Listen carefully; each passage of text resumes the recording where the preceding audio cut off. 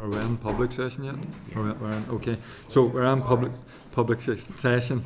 I was waiting on Jonathan to come back in. You see, I forgot he was getting the witnesses. So just to advise everybody, committee meeting will be recorded and broadcast throughout Parliament buildings and also online. Just to alert people in the public gallery that you're very welcome to use mobile devices as long as they're in airplane mode and muted, and you can connect to the Assembly Wi-Fi. The password details are there in the gallery rules. It's not permitted to take photographs or record any of the meeting. So item number 1 is apologies, and no apologies. Linda has indicated she may be late due to policing board commitments. And just to we're just not ready for you. Okay, no, that's all right, sorry. You're okay. everybody.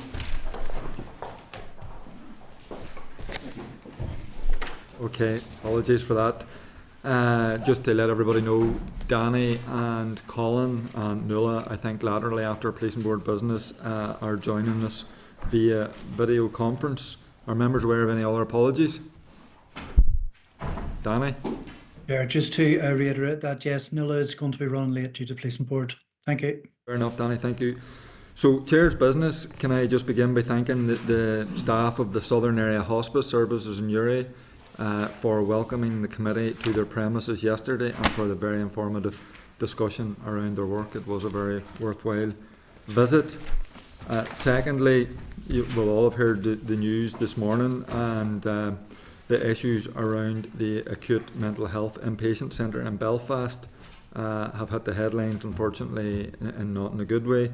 So, I mean, there's obviously an issue of the building, the safety, health and safety of patient and staff with regard to some of the defects that have come to light, and then there's obviously then the issue of the rehousing of patients due to carry out repairs. So this is again an issue that really isn't very satisfactory, and the committee are going to have to have some kind of assessment and knowledge of it. So I'm open to suggestions. Dan? Thank you, Chair. I think there's a couple of things that we need to do. We obviously need to reassure ourselves about those patients who either will have work done around them or have to be moved, and they are probably the most acutely unwell patients in the Belfast Trust in terms of mental health. So I think that's number 1. I think number 2, we should have both the Trust and the Minister here to explain what on earth is happening at the Belfast Trust, that all of these builds are either over time, over money, or there's an issue with them that remedial works have to be done. And I think it is really important that the Minister either comes and makes a public statement in the Assembly about the issue, and I think we should ask him about that position, but certainly he should come to the committee and as soon as possible and explain. I have written to the Minister and I have asked him to consider an independent review of what's happening at the Trust and those new builds, and that might be something that the committee might want to consider in due course as well. I mean, there's obviously, you've clearly pointed out that these are issues within the Belfast Trust area with regard to capital build projects. So, I mean, I think it's right and proper that the committee does invite the Belfast Trust and the Minister and have some kind of oversight. Any other members want to come in on that? Danny? Thank you, Chair. Yes, to completely agree with Diane. I found it astounding to hear the level of degradation in the building, which is a brand new building. You know, it's shocking to hear what's going on there. And given the issues that we've heard again and again about the maternity hospital, I think it's absolutely right that the Minister should be coming to the committee to give us a statement on that. So I would absolutely second that. Okay. Arlia? Yeah, just to add, so some concerns were raised to me privately from a personal friend of mine who had spent some time in the unit. just around its conditions. And I think what worries me about it is, and I agree with Diane about the urgency of getting the Minister and the Department to explain how it's got to this point. Because what worries me is we had a debate in the Assembly Chamber a couple of weeks ago just around, sort of the stigmatising of mental health. And I just worry, for this mental health inpatient unit. Why was it left so long in terms of mould, in terms of rot?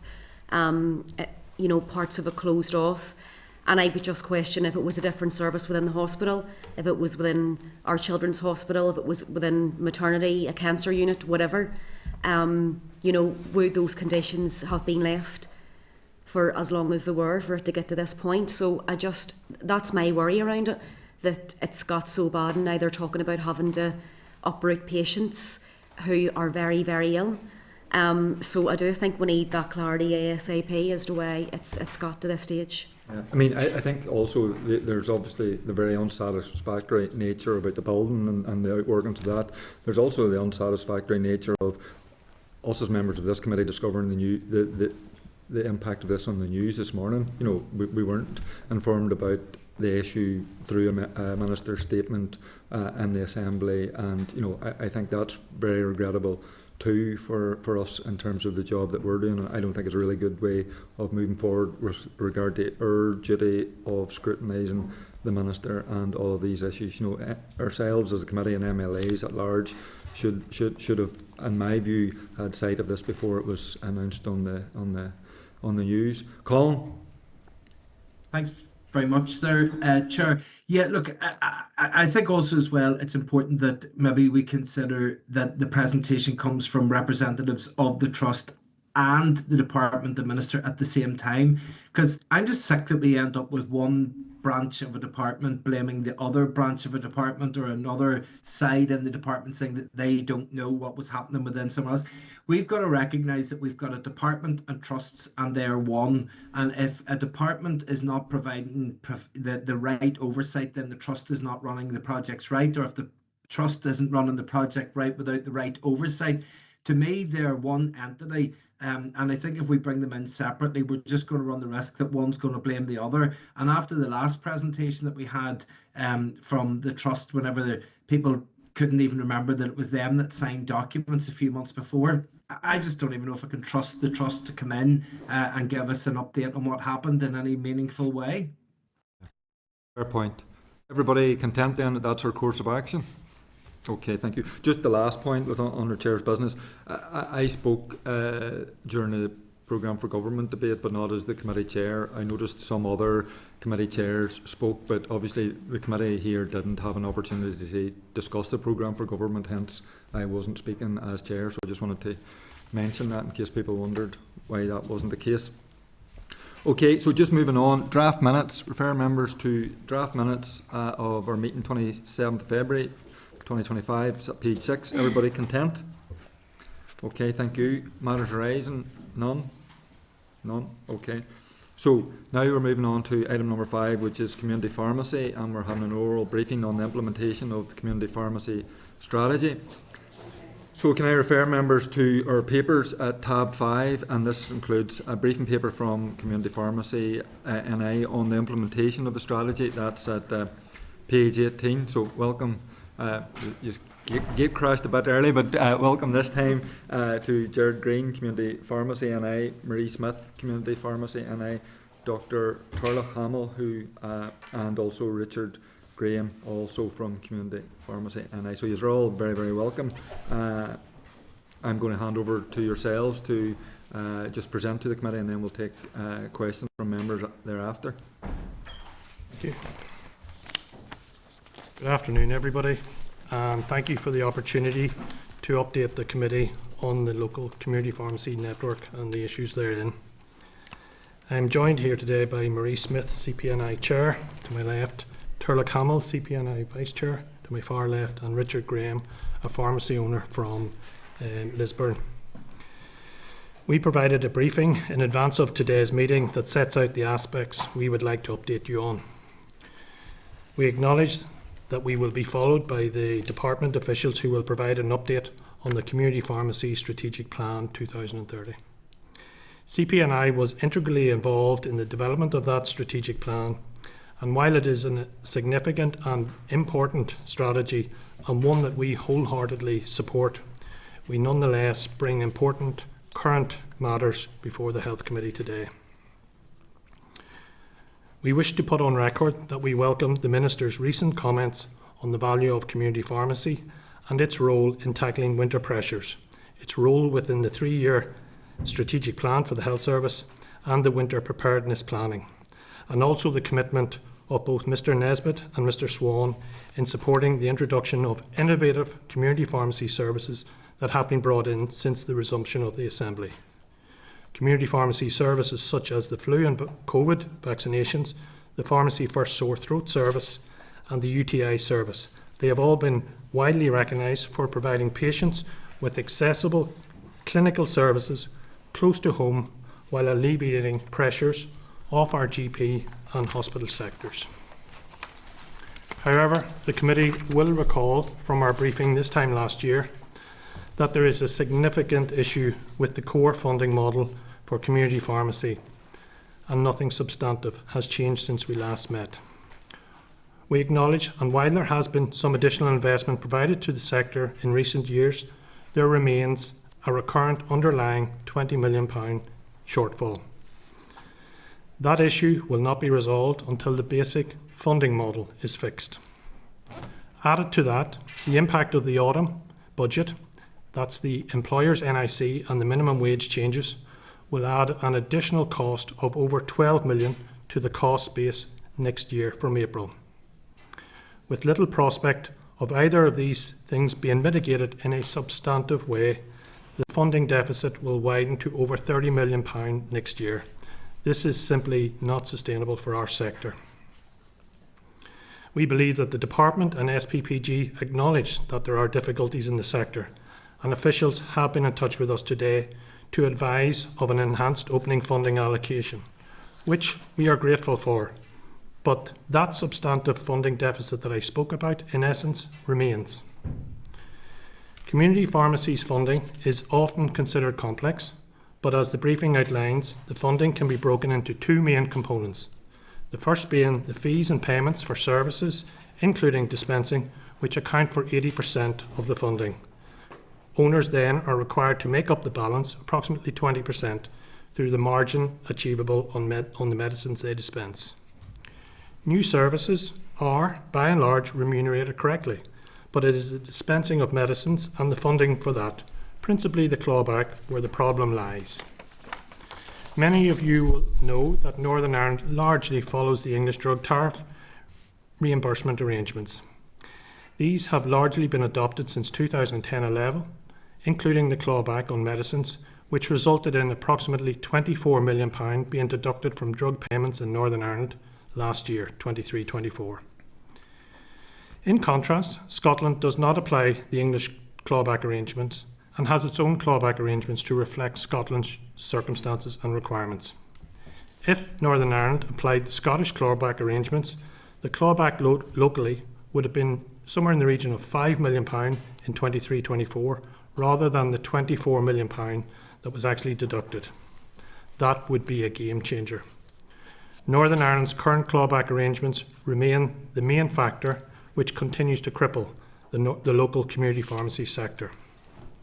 What this means is that the vision we have for an enhanced community pharmacy service, as outlined in the Community Pharmacy Strategic Plan, is at risk of never being realised or delivered.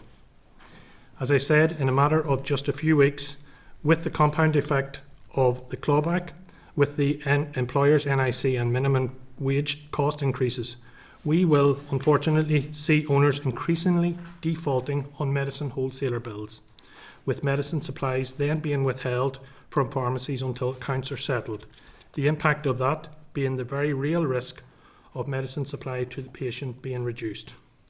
Other impacts will include local pharmacies left with no option but to reduce their opening hours, their service provision, their staffing levels, and that's at a time when we have never been busier. Ultimately, we will also see more pharmacy closures. We do not say this lightly. and that's before April increases take effect. CPNI, we recently ran a survey with local pharmacy owners to get an insight into the local community pharmacy landscape. 43% of the respondents stated that they have been unable to pay their wholesaler bills on time over the last 6 months and have had to seek credit extensions, subsidise the pharmacy with personal savings. They've either missed or deferred payments, resulting in actual medicines being withheld from the pharmacies until the accounts were settled. We have been in this situation before, as you know, and unfortunately another pharmacy closed at the end of February this year due to the financial pressures. There were 17 closures in the 2-year period to December 24, compared to the 9 in the previous 8 years. Whilst we acknowledge the severe funding challenges within the health service, it is important that we bring a sense of reality here today to the situation facing community pharmacy in Northern Ireland and, by extension, primary care and the wider health service. 123,000 people use pharmacies every day here. We are absorbing patients who can't access other parts of the health service. If we can't look after 5 or 10% of that number, where do those patients go? GPs, out of hours, emergency departments. As a sector, we want to look after our patients. We want to develop with the department and SPPG, as we have done since the pandemic. We want to develop services. We want to help the health service in the transformation that is needed now going forward. And we want to realise the potential within the community pharmacy strategic plan. But change is needed. Local patients shouldn't be disadvantaged. Today, as I said, I'm joined by Richard Graham. Richard is a Northern Ireland native who owns 1 pharmacy in Lisburn and 5 pharmacies in Scotland, and has a unique perspective of the operation of the pharmacies and the model in both jurisdictions. He can talk about the progressive nature of the service and the funding differences that underpin the stability of the service provided in Scotland. Turlough gives the perspective of a single independent, family-owned, second-generation pharmacy, and Marie will give the perspective of a national multiple. We are content to answer any questions that you might have on our briefing document and what you have heard this afternoon. Thank you. Thank you.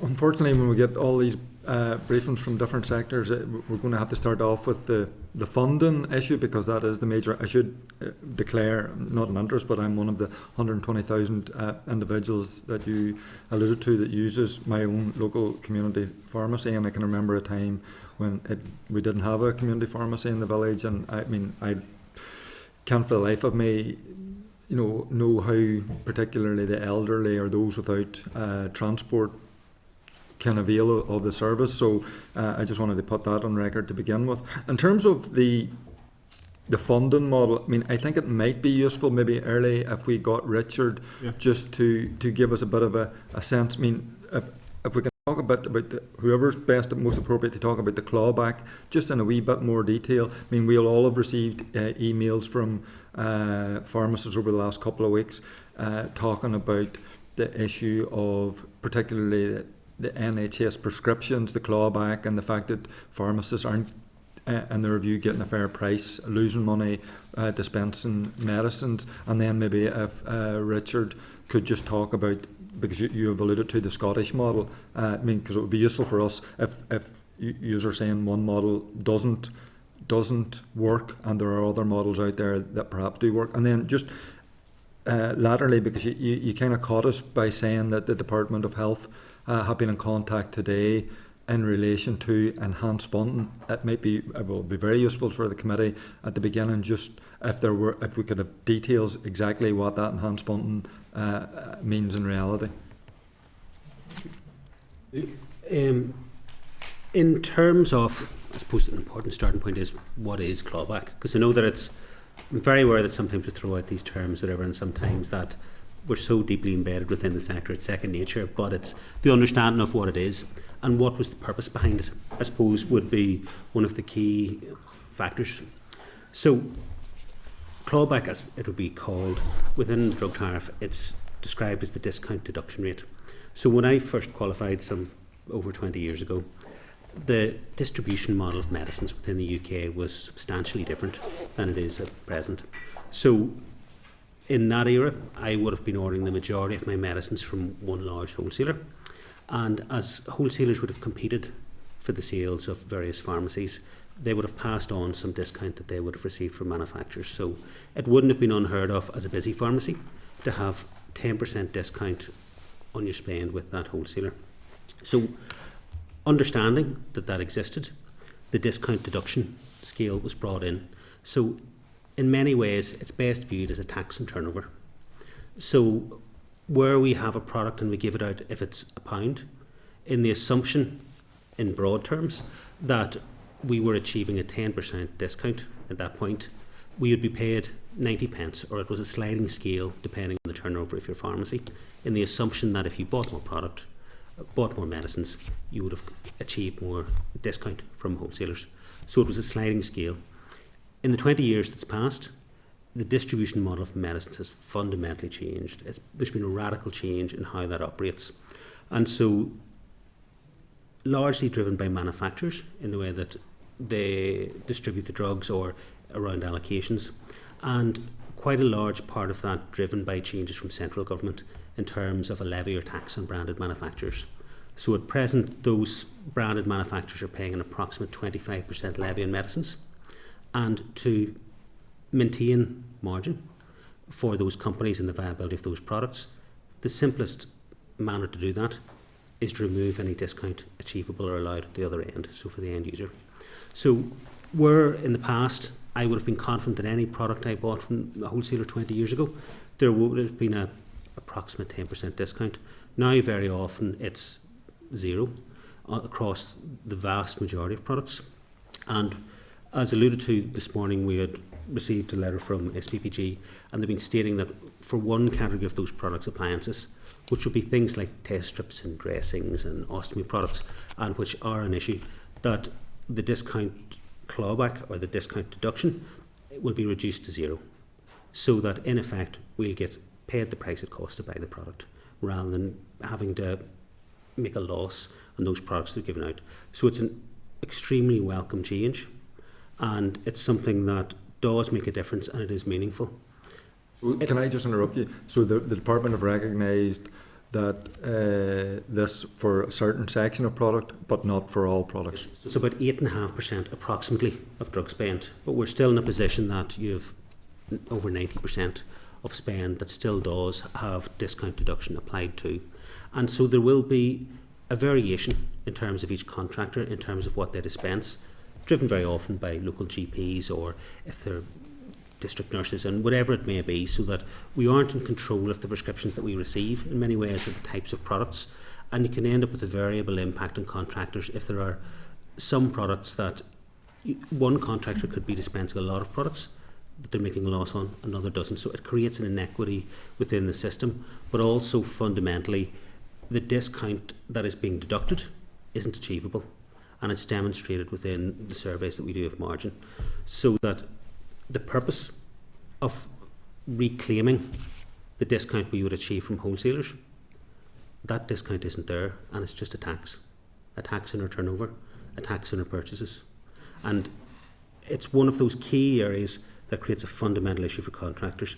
So by way of example, we would have three main categories of drugs. So your generic products, so if it was a prescription for paracetamol. You'd have your branded products, if it was a branded version of that. I'm not sure whether I'm allowed to say names or not, so I'll avoid it for now. And then appliances, which would be test strips and dressings and things like that. So the medicines would be those generic and branded products. So at present in Northern Ireland, there's 18.48% discount deduction applied to the payments we receive on generic products. In Scotland, it's zero. On branded products here, it's 5.27, and in Scotland, it's 3.06. So the differential between that,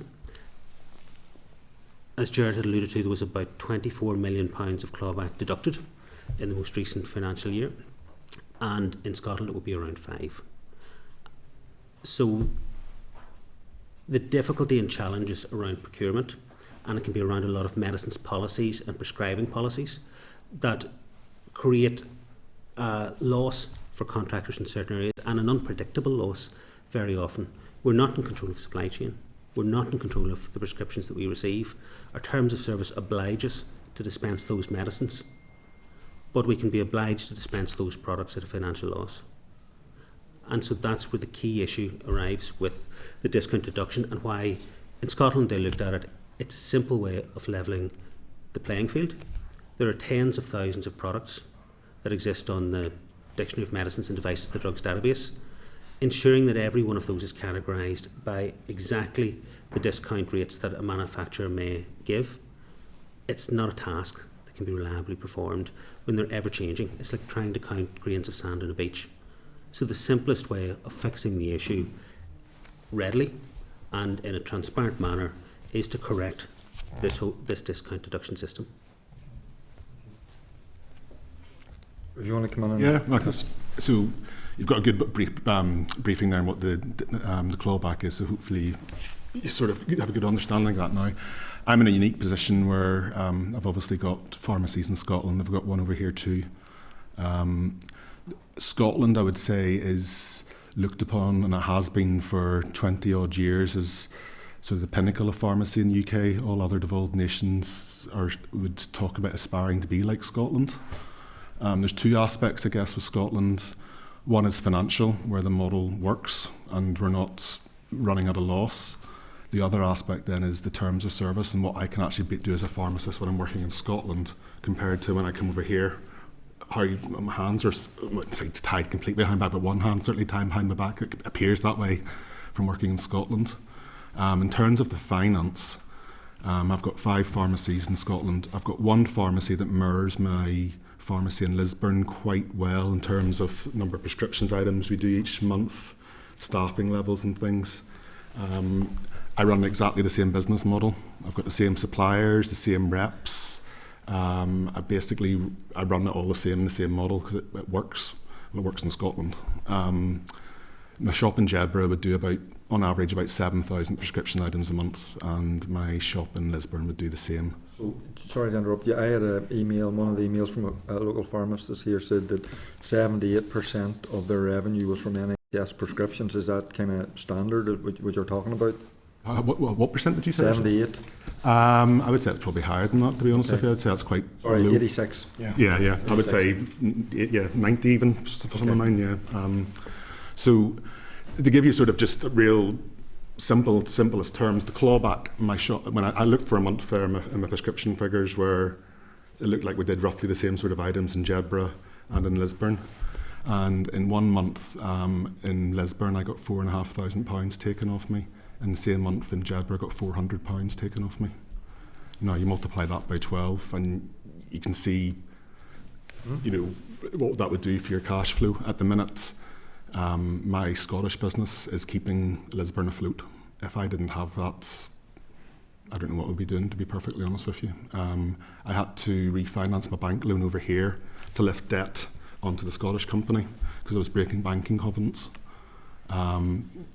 I shouldn't have to be doing that. Scotland shouldn't be supplementing what I'm doing here. Now, I said then another aspect of Scotland, what everyone's sort of envious of, is just what we're able to do as a pharmacist. Now, I think it'd be right for Northern Ireland to aspire to be able to do what we do in Scotland, but I don't think we're in a position to do that until we get the basics right here. We need to get the bread and butter properly sorted out before we can even attempt to strive what we do in Scotland. The stuff we were starting to see in Northern Ireland, which is good, we were probably doing that in Scotland about 15 years ago. And hence what we did 15 years from Scotland has now evolved dramatically. It really is probably the envy of the UK and what we're doing. There's funding for independent prescribers to work in every pharmacy with the hope that every single pharmacy will have an independent prescriber. This year, I'm not sure if it's the same in Northern Ireland graduates, but certainly for people graduating in mainland Great Britain, every pharmacy student will come out with the independent prescribing qualification. Now, whereas the rest of the UK, they'll have that qualification. I think they're struggling to think how they're going to use it. In Scotland, they'll be able to use it.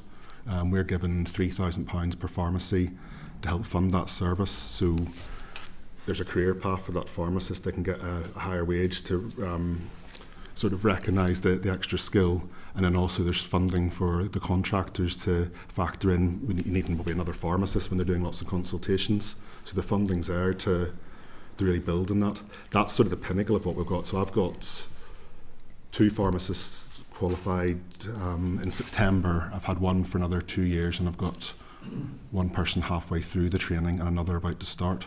So I'll have all my branches within a year and a half with independent prescribers in store. And they're taking so much pressure off the GPs there.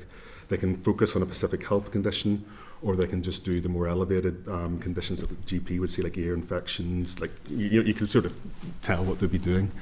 The minor ailment service, Northern Ireland's now copied a lot of the services and implementing them well. As Gerard said, the funding's probably fair. But even things like the sore throat service, it's temporary here just over the winter months. Like, it doesn't acknowledge that people are obviously sick all year round. So yeah, it's at the minute, if I didn't have my Scottish business, my business would go under over here. Okay, to be blunt. I could spend an hour questioning you about finance. I'm going to rely on the fact that other members will pick up the slack there. But as a health committee, we obviously are determined to ensure that everybody involved in the health service gets a fair resource to do the job that they're wanting. But you talked about the impact that community pharmacy could make if funded properly. I mean, I'd be interested just because we're here effectively to talk about the community pharmacy strategy. So, a well-funded, fully funded, correct funded community pharmacy here in the north, could we outline just exactly the impact that would have within, or particularly our primary care sector, avoiding people having to go to GPs? Maybe if you could outline the additional work that you could do. And then secondly, you talked about the 17 closures. So, I mean, conversely, that first question about what could you do, just what is the impact of the inadequate funding model having currently on pharmacies? I mean, as I said at the start, I can imagine the impact it would have in my own locality if that one pharmacy that we have had to close. So 2 questions. One, what's the positive? And, currently, what is the negatives in terms of the funding and the impact that it has? Thank you, Chair. I'll pick up maybe on the first question in relation to the positive impact of the implementation of the strategy. As Gerard already said in his introduction, we are really supportive of the content of the pharmacy strategy and the future that it outlines for both pharmacists as professionals and the aspiration of what they could do. But probably more importantly, the impact it could have for the delivery of services for patients and that transformation that we talk about a lot within the health service. I suppose to break that down into a wee bit more detail, some of it we're starting to do, and you will have heard us talk about this previously in relation to the Pharmacy First services, so particularly around the minor ailment service, the urinary tract infection service, which is available all year round, sore throat test and treat, which we know was available over the winter period. I know from within my own business that sore throats don't stop at the end of April. The evidence of, particularly that service in England, and sore throats continue all year round. Yes, they dip slightly, but the patients do experience that all year round. But sore throat test and treat, and then emergency hormonal contraception within that Pharmacy First banner. And I think we've said already, there's fair remuneration in place for the delivery of those services. The challenge is that in delivery of trying to deliver those services, when you have the core underlying funding challenge that we have, even with that fair remuneration, you need to business plan and plan appropriately, and that's where we need the consistency of service delivery all year round. But we can build on that then. So under that Pharmacy First model, there's a range of conditions, acute conditions that we could be doing. So our colleagues in England are already looking at that for, and in layman's terms, sore ears, infected sinusitis, other conditions that we could treat. And I always talk about, as pharmacists, we should be looking after patients at the right point. So we should be looking after those range of acute conditions within our pharmacies, which are highly accessible, quite often with extended opening, at times when other professionals aren't available. So we could build on that with acute conditions. And then Richard started to talk about the independent prescribing. And I've recently trained about 20 of the pharmacists who work for me on their independent prescriber course. It's a 6-month intense course which they have to commit a lot of their own personal time to doing as well, but really motivated to do it. But suppose I can share their current frustration because they have the qualification but can't really use it to any great extent. They can use it in a small way within the Pharmacy First setting, but they can't use it in the way that Richard has alluded to with colleagues in Scotland. And in that situation, they could be looking after other acute conditions, but also then start to get into the management of chronic conditions. So, for example, if I take cardiovascular conditions, so they could be doing blood pressure, and they could be starting then to see patients that at the moment are being seen in other primary care settings. So for me, it's really important that we start to transition patients into the right point of care so that then we free up general practice. We don't have patients who need to visit ED when they can be seen then in other settings, and it does have a knock-on impact right throughout the health service. So that's the top line provision of the additional services which pharmacists absolutely want to deliver on, because they do really like getting involved in the Pharmacy First services that I already alluded to, and would aspire to do what our colleagues across the water are already doing. That just gives you maybe a wee bit of a flavour of the potential, and there's lots more there. Within the strategy, it also talks about the IT that we would need. So that's an important element of it. And the other important element is particularly around our workforce.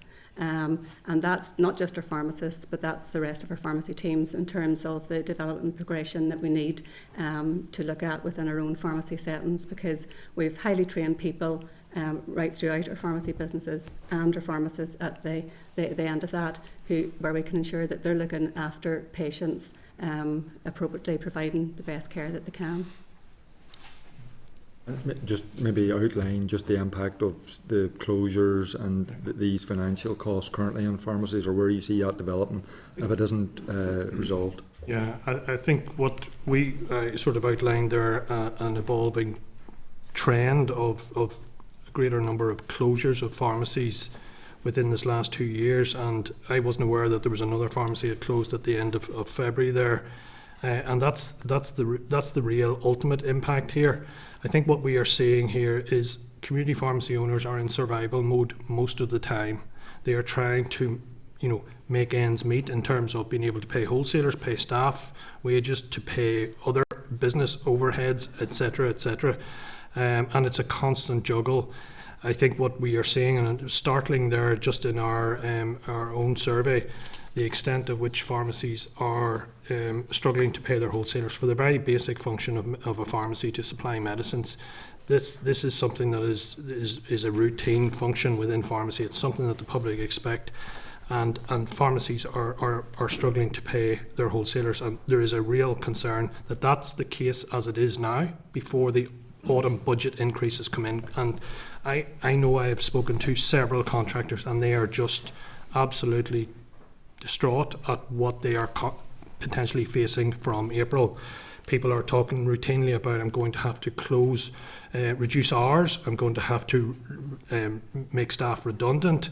And that's, as I said earlier, that's at a time when we're busier than ever. We're seeing 123,000 people per day. We're dealing with a lot more queries because, understandably and quite rightly, and we support it, Pharmacy First is the message that the public's getting, and they are coming into us. So it's that constant struggle of making the pharmacy operation work, and ultimately then it will lead to further closures. But it's the supply of medicines that we would have concerns about here as well. People are doing what they can to try and shore up their pharmacy businesses. They're, as Richard said, refinancing, he's restructuring, he's using other business opportunities that he has in Scotland to support his pharmacy here. Richard is not reflective of pharmacy owners here. Pharmacy owners are in a situation by and large in Northern Ireland where they cannot pull in that subsidy from other areas. So it's concerning. Now, as I said in my briefing, I do think that the department and board recognise that there are challenges in it. And we referred to the correspondence or the notification earlier today, where there is an element of funding coming in. And yes, it is very welcome. Don't underestimate that. But as Turlough said, it's 8.5% of where there is a huge hole within the pharmacy economy. Never mind the NIC changes coming on top of that. So it's welcome, but the core basic issue remains. And we've alluded to the clawback. That is money that's taken off. We're not asking for new money. We're saying just leave it in the system. And, we all know that the health service is has to transform. There's a lot more being looked at in terms of what community pharmacy can do. And I think you can hear from all of us here today that we want to do that. We want to support people. But it's not possible within the current financial framework for people to be able to business plan and make the business decisions that they need to invest in their premises because they are in survival mode. Thank you. Just going to call some other members in now. Danny, you're first up. Thank you for that, Chair. And first, I'm just going to declare an interest. I'm the Chair of the All-Party Group on Community Pharmacy here at the Assembly. Thank you, Jared, for that presentation and everybody else there as well, and for your detailed briefing. I've spoken with many pharmacists, as I'm sure other members have as well, that describe serious financial distress, being unable to carry out their businesses and making them financially sustainable within the current arrangements. Many of them are operating at the edge of bankruptcy, which I think is absolutely unacceptable for a health service contractor or a health service delivery operator that is in a vital role delivering medications to people in our local areas. Many of them are dispensing at a loss. Money in does not equal money out. So I've a quick set of questions just based on what we were talking about there. Can you provide a bit more detail on the findings of the survey that you'd conducted that you mentioned early on there, please? Yes, of course. For context within the survey, I think one of the very important things and will relate to the closures and financial issues within pharmacy. It's perhaps not always understood, but pharmacy contractors are different than some of the other FPS contractors in primary care. So we are true private contractors. So as a contractor, I don't receive any NHS terms and conditions. I don't have any pension. I have no pension provision. Most contractors, such as myself, will view their contract as their pension pot, that as you retire, it's passed on and that's where it comes from. There's no provision, no sick pay, our staff aren't funded, no electric funding, not for rent, rates, anything else. The services we provide and the medicines we dispense is how we achieve our income. So we'll invest very often, it can be hundreds of thousands of pounds of people's own personal money with their homes, their futures, secured against their businesses. And I can imagine that sometimes it seems stark that when we sit here and say people are at the point of collapse, why don't they walk away? Contractors simply can't do it. If within our contractor survey, with an ageing demographic, there's the majority of contractors are heading towards retirement age. And to walk away with no pension provision in place and to poverty in retirement, if you simply walk away, we don't have the backup of having NHS pensions that are contributed in or a fallback. So it's shown within the response to COVID. Community pharmacy contractors respond because we're all in.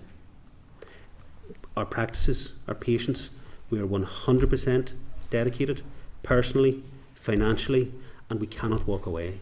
So people will do everything. And as bizarre as it may sound, as if you had a fallback, that people would cash in provisions, try and put in personal money when you would likely say it's throwing good money after bad. People cannot afford to let the pharmacy contracts fail. It's the hope that something will come after, and people will go through almost anything to try and sustain it. The difficulty is with an ageing contractor profile, and within that, there's about 10% had said they'd already planned to retire up to 5 years ago.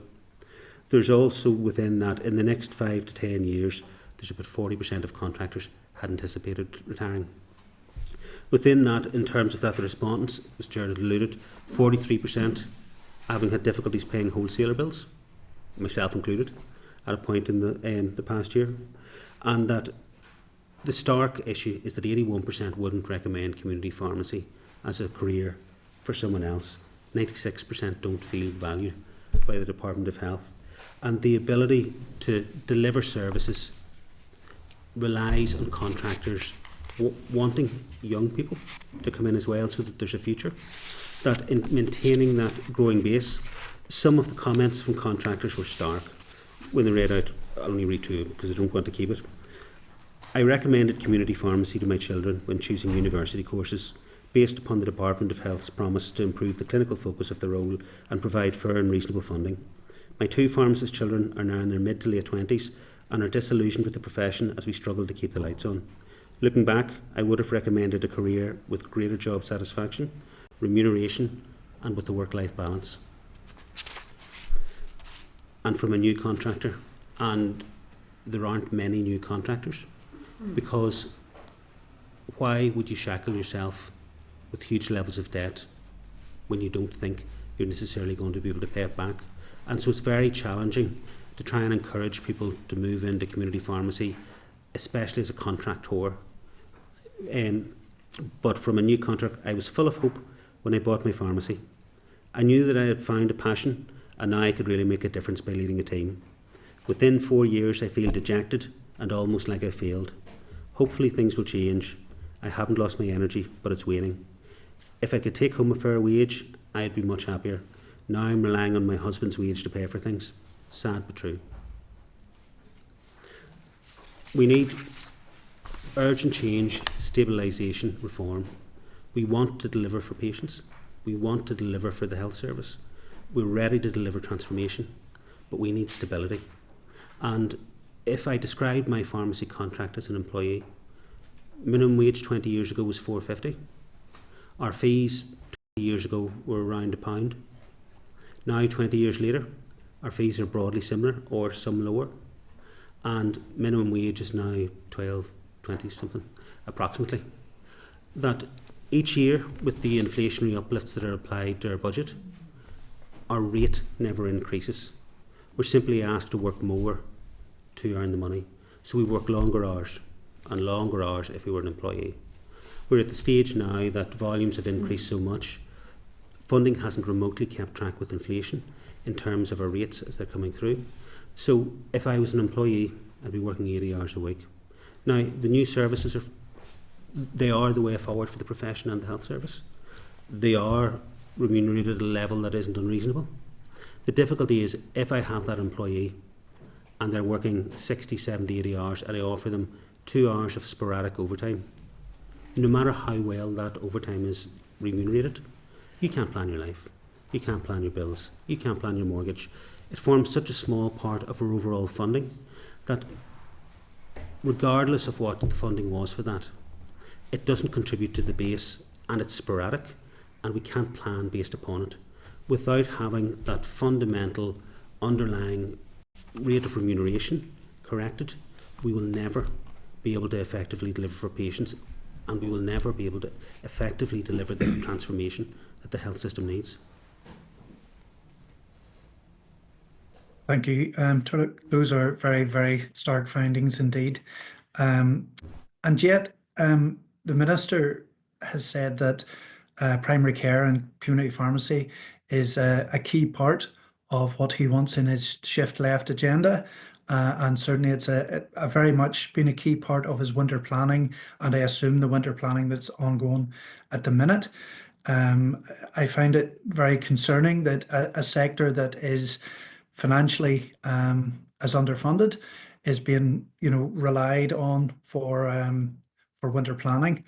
I know you brought a lot of services in to winter planning this year, and they were even extended by the Minister, so he obviously sees the value in the service you provide. What other health services could community pharmacy deliver if funding was stabilised? Danny, at fear of maybe repeating some of what I said earlier, I think there's an extensive range of services that I've already touched on. Probably the most basic is the extension of Pharmacy First, because the model that we have in place really works, and pharmacists are well attuned to that, and that's to add on conditions, an extended range of conditions to the model that already is there, could be done quite quickly, really. You then can get into other elements of, like blood pressure services, whereby, we know the cardiovascular risk from undiagnosed hypertension for patients in the community. Pharmacists could be participating in a service where they do blood pressure identify those patients who are most at risk, and the preventative nature of that for patients to avoid more serious cardiovascular events in the future would be significant. So then the independent prescribing, we could look at a repeat dispensing model and building that with independent prescribing, ensuring that patients then can come to the pharmacy for their chronic care. So I already talked about high blood pressure, but there's a range of conditions. So pharmacists initially, when they complete their independent prescribing, they choose a particular disease area. So it might be diabetes, an area of cardiovascular condition, and they become competent in that area, but then they can build on it. So as the pharmacist builds on their scope of practice, they can deliver a wider range of services. So there's a huge opportunity that exists. We know we can't, we do need to build on the services, and the funding was there to allow us to do that. Certainly, as Turlough alluded to, we've never been found wanting in the delivery of services, because the other element then is the vaccination services, and community pharmacy could be a real vaccination hub within the community, very accessible. We participated in a very successful flu and COVID vaccination campaigns in the past, and we could build on that with other vaccination areas as well. So there's a lot. I could talk to you for a long time about what we could do, but definitely there's a huge opportunity exists, and pharmacists would love to be doing it. As we said earlier, from next year, the pharmacists who qualify from university will have their IP qualification, and we would love them to come out of university and have an opportunity for them to use that, as well as the legacy pharmacists who are working really hard to achieve the qualification. Thank you, Marie. We had a demonstration at one of the APGs of the blood pressure monitoring, which was fantastic service, and certainly the cardiovascular risks that could be picked up in the community could be life-changing and save on a lot of disabilities from reducing numbers of strokes and things like that. I absolutely think that's a great place to go.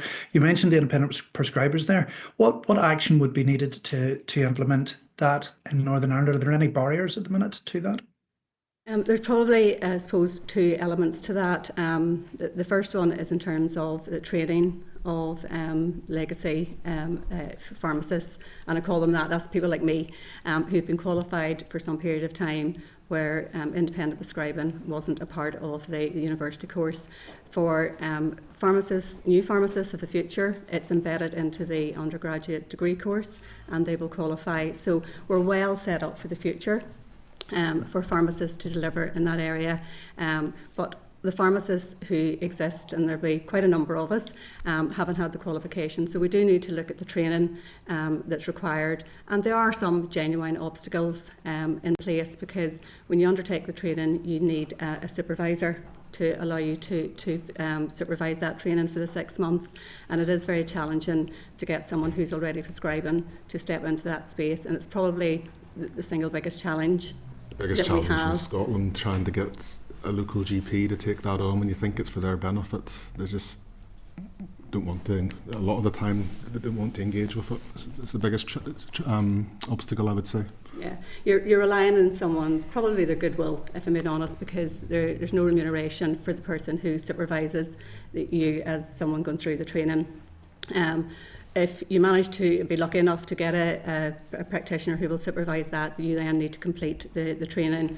And it is intense, and it requires investment either from the employer, your employer, and there's a local training facility which supports that as well. So the training is probably one of the obstacles, particularly for pharmacists, the legacy pharmacists. And then in terms of the biggest thing is then being able to use the qualification.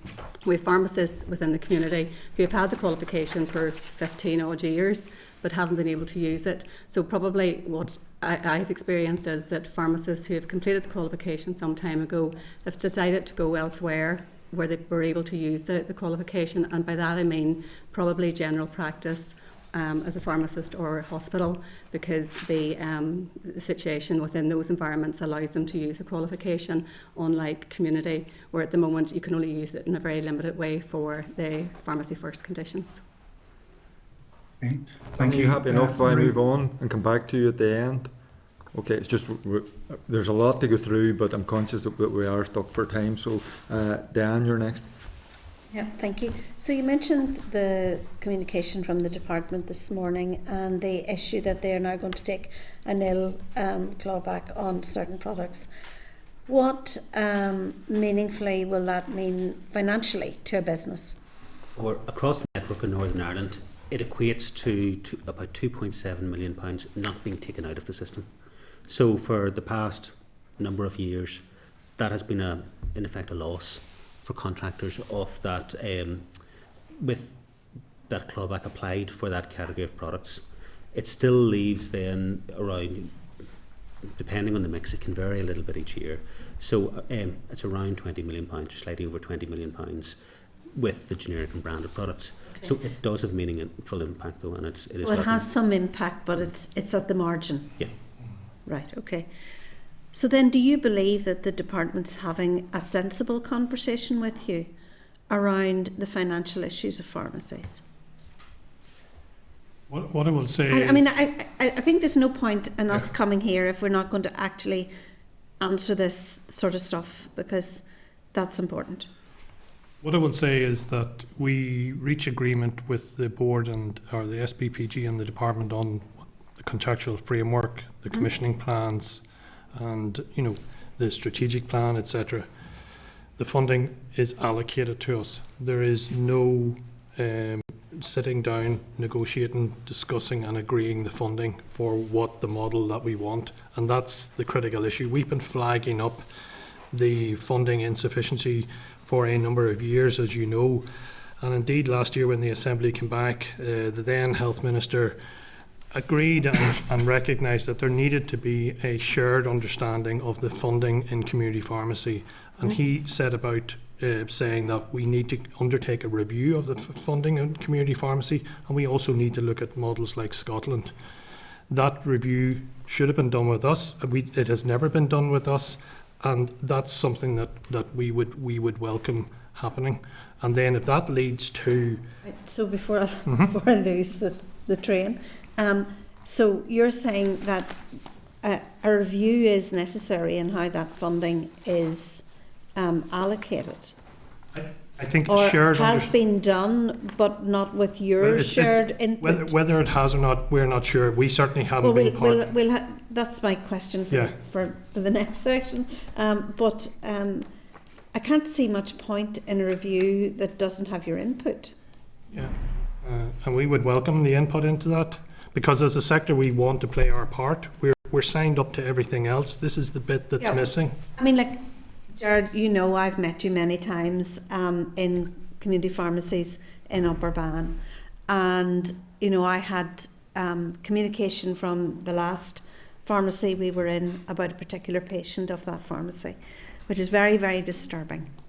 But for the pharmacist, that person would be in a very difficult space. Mm-hmm. So I mean, I fully support the work that you do, the people that you see. You are at the coalface of seeing our constituents day in and day out, and that cannot be underestimated. What I really want to get to is, I mean, because we've had this conversation at this committee before, so I want to know, I mean, is there a serious conversation with the department about how community pharmacies are funded? Before I go to my next question, is what you can do in the future. But I think that if we can't have that honestly with the department here, then that's what we're here to do, to gather that evidence, to understand if you feel you're being fairly and you've been given the input that you need to have. But you're saying to me whether or not there's been a review, but if there's been a review, you haven't been part of it. Yeah. What I would say is that I think there is a recognition, as I said in my opening statement, there is a recognition, I think, within the department and the SPPG that there are challenges, difficulties in the sector. And I think that today's letter, albeit that it's, as you describe it, around the edges, it's significant what has been shared with us, that the clawback on the appliances. If that's the start of that meaningful engagement with us, if that's the start of looking in a systematic and fundamental way at stabilising and correcting the funding issue, then that is great. Did you know that was coming? We were aware that there might be communications coming our way ahead of today's meeting.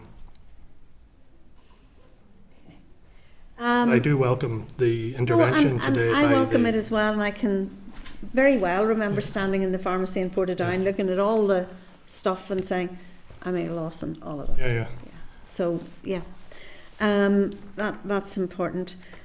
I mean, it is important that the department is listening. It is important that there's a meaningful conversation. It's also important that you're part of that conversation, because I'm not understanding how we will get a resolution to this or not be back here in another 6 months' time having the same conversation with even more dire impacts.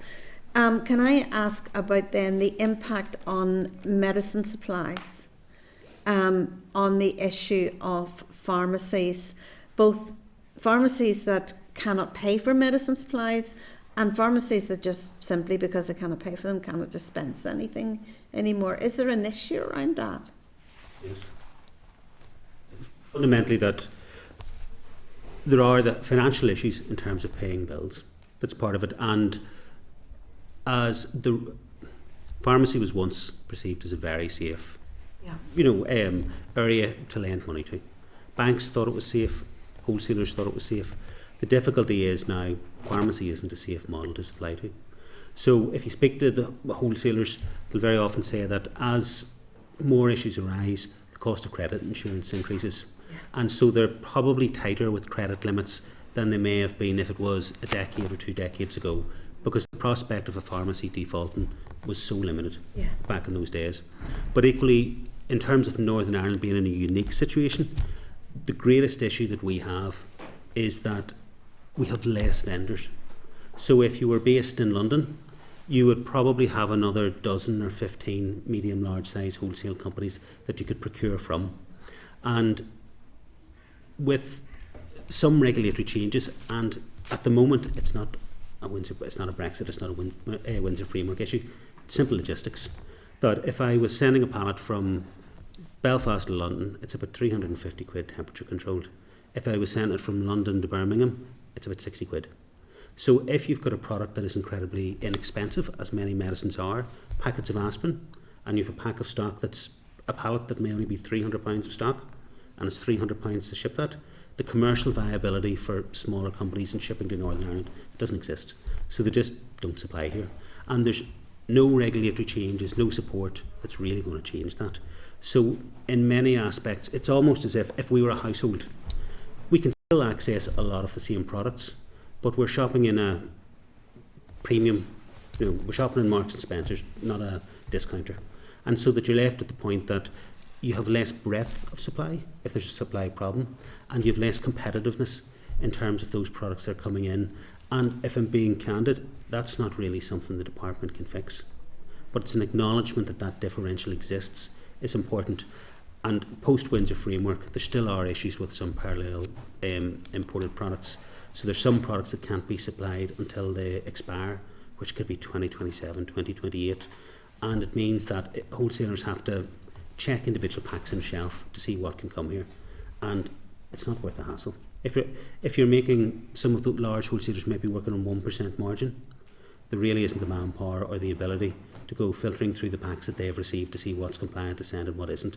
So they won't always necessarily send that there. But we have... How do you procure those medicines then for? Just a small range of vendors. So rather than having 20 different people that you can go to and work down if you can't find a product, and having that breadth of supply, there still are wholesalers here. We've, still the large multinationals are still here, and some of theirs, but the market has contracted. So we have less of those smaller, who would typically be more dynamic, probably less expensive vendors.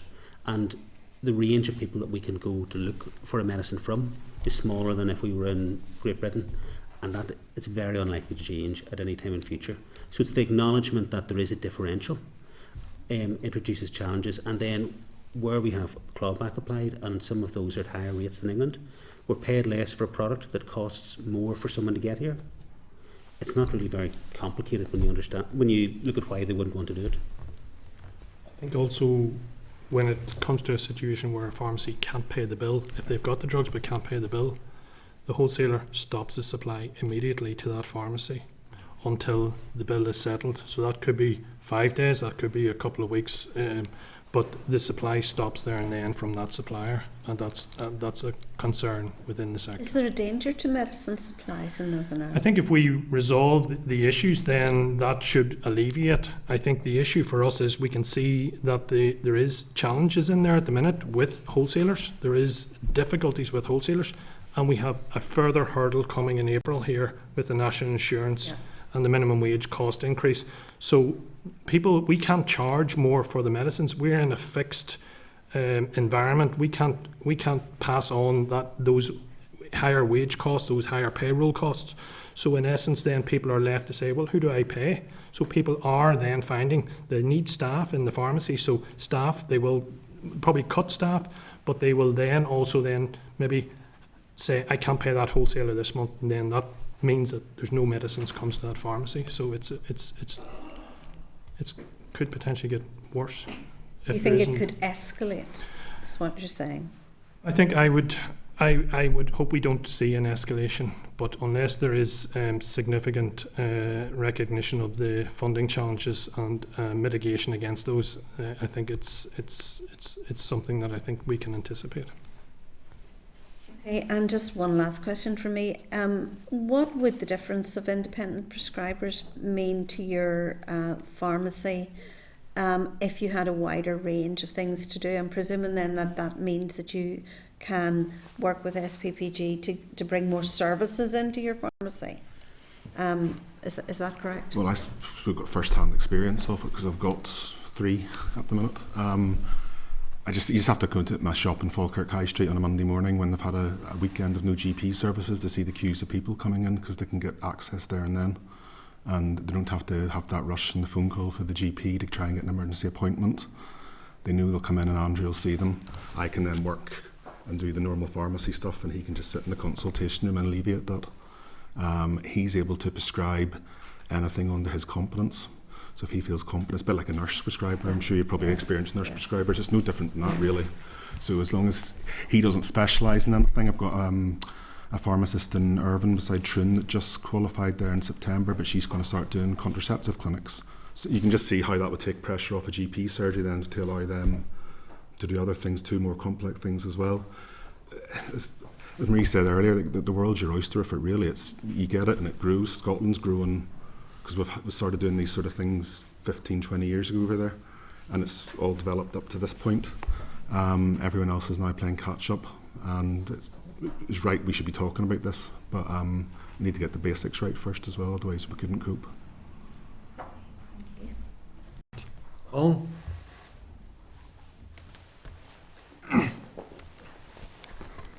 That's you now. Yeah, okay, thank you very much. Chair, sometimes I think it's better to call something for what it is. And the clawback is just bonkers. It's just ridiculous. It's just silly to actually think that people that are a core part of the infrastructure of our health service are basically going to dig into their own pocket and pay for those people that come in through the door to get treatment. It just seems ludicrous that is the way that we're actually building our funding stream, and that is based on something that was set so many years ago when it might have been relevant, and yet we're dealing with it today as a funding mechanism whenever it's totally irrelevant. So I want to just maybe echo those conversations that have already taken place, and I'm sure there are no doubt the department officials that are coming in next are listening, just to say, please be prepared, because we need this bottomed out now. We need to know how this system is going to be sorted out once and for all, because I've been in the Assembly for 9 years, and I've been involved in the health for quite a number of those years, and this has just been an ongoing issue. Any of the pharmacists that contact any of us talking about being one of the biggest issues. The uncertainty is causing significant concern for some pharmacists, but for others it's causing them existential concern, where they feel that their business is going to go under as a result of it. And I can't help feel that there's maybe just a an agenda somewhere to see less pharmacy, so that there's less to deal with, and I can't be certain that that isn't part of what's there. So I hope that in the next session that we can really, between us, give the panel an assurance that we're going to try and push the department to get this matter resolved once and for all. But in terms of questions, obviously the national insurance rise, minimum wage increases, there's going to be a massive amount of additional pressure, again, that goes on for something that is very much a key public service, but because they're considered private operators, you're going to have to hoover up those costs. So it's just maybe, if in the response to my questions, if I could get a flavour of, obviously the impact will range from closure maybe through to maybe will it be staff losses, will it be a reduction in hours, will it be a reduction in cover, maybe just to get an impact of what that whole cocktail of impacts that you're going to face from the 1st of April. And if it would be possible, 2 other issues. One would be on just the reference, I think, was it Richard, maybe about Scotland being 15 years ahead of us, maybe just to get a flavour of what's happening there at the minute, because I think we should be trying to encourage that catch up, and that hopefully it won't take 15 years for that. But it'd be good to know just what services are happening in Scotland that we might be able to try and replicate on a really quick basis. And of course that might be where the likes of a transformation fund might be something that we could encourage the department to tap into, to see if there's a way of trying to get money to transform what community pharmacy can do to assist the overall health service. And then a little pet hate is just the issue of electronic prescriptions. The fact that we still in 2025, a bit of paper has to go from one place all the way off to another place. It has to be counted, signed, accounted for. Whenever we've got like the ability to push a button on a computer, should be able to sort that out. Are we any further forward in any of the practices to trying to achieve that? Or this utter nonsense from some that have said that it's going to take 10 years? I think officials had said to try and bring electronic prescriptions in. I would say by the time they bring it in, that the data, the computers will be out of date. So just I'll lump them all together. Maybe if just the panel wants to reflect on them. Thank you. And can I just ask the panel, because we have a couple more speakers and we're already over time, so if we can be a wee bit succinct in the answers as well.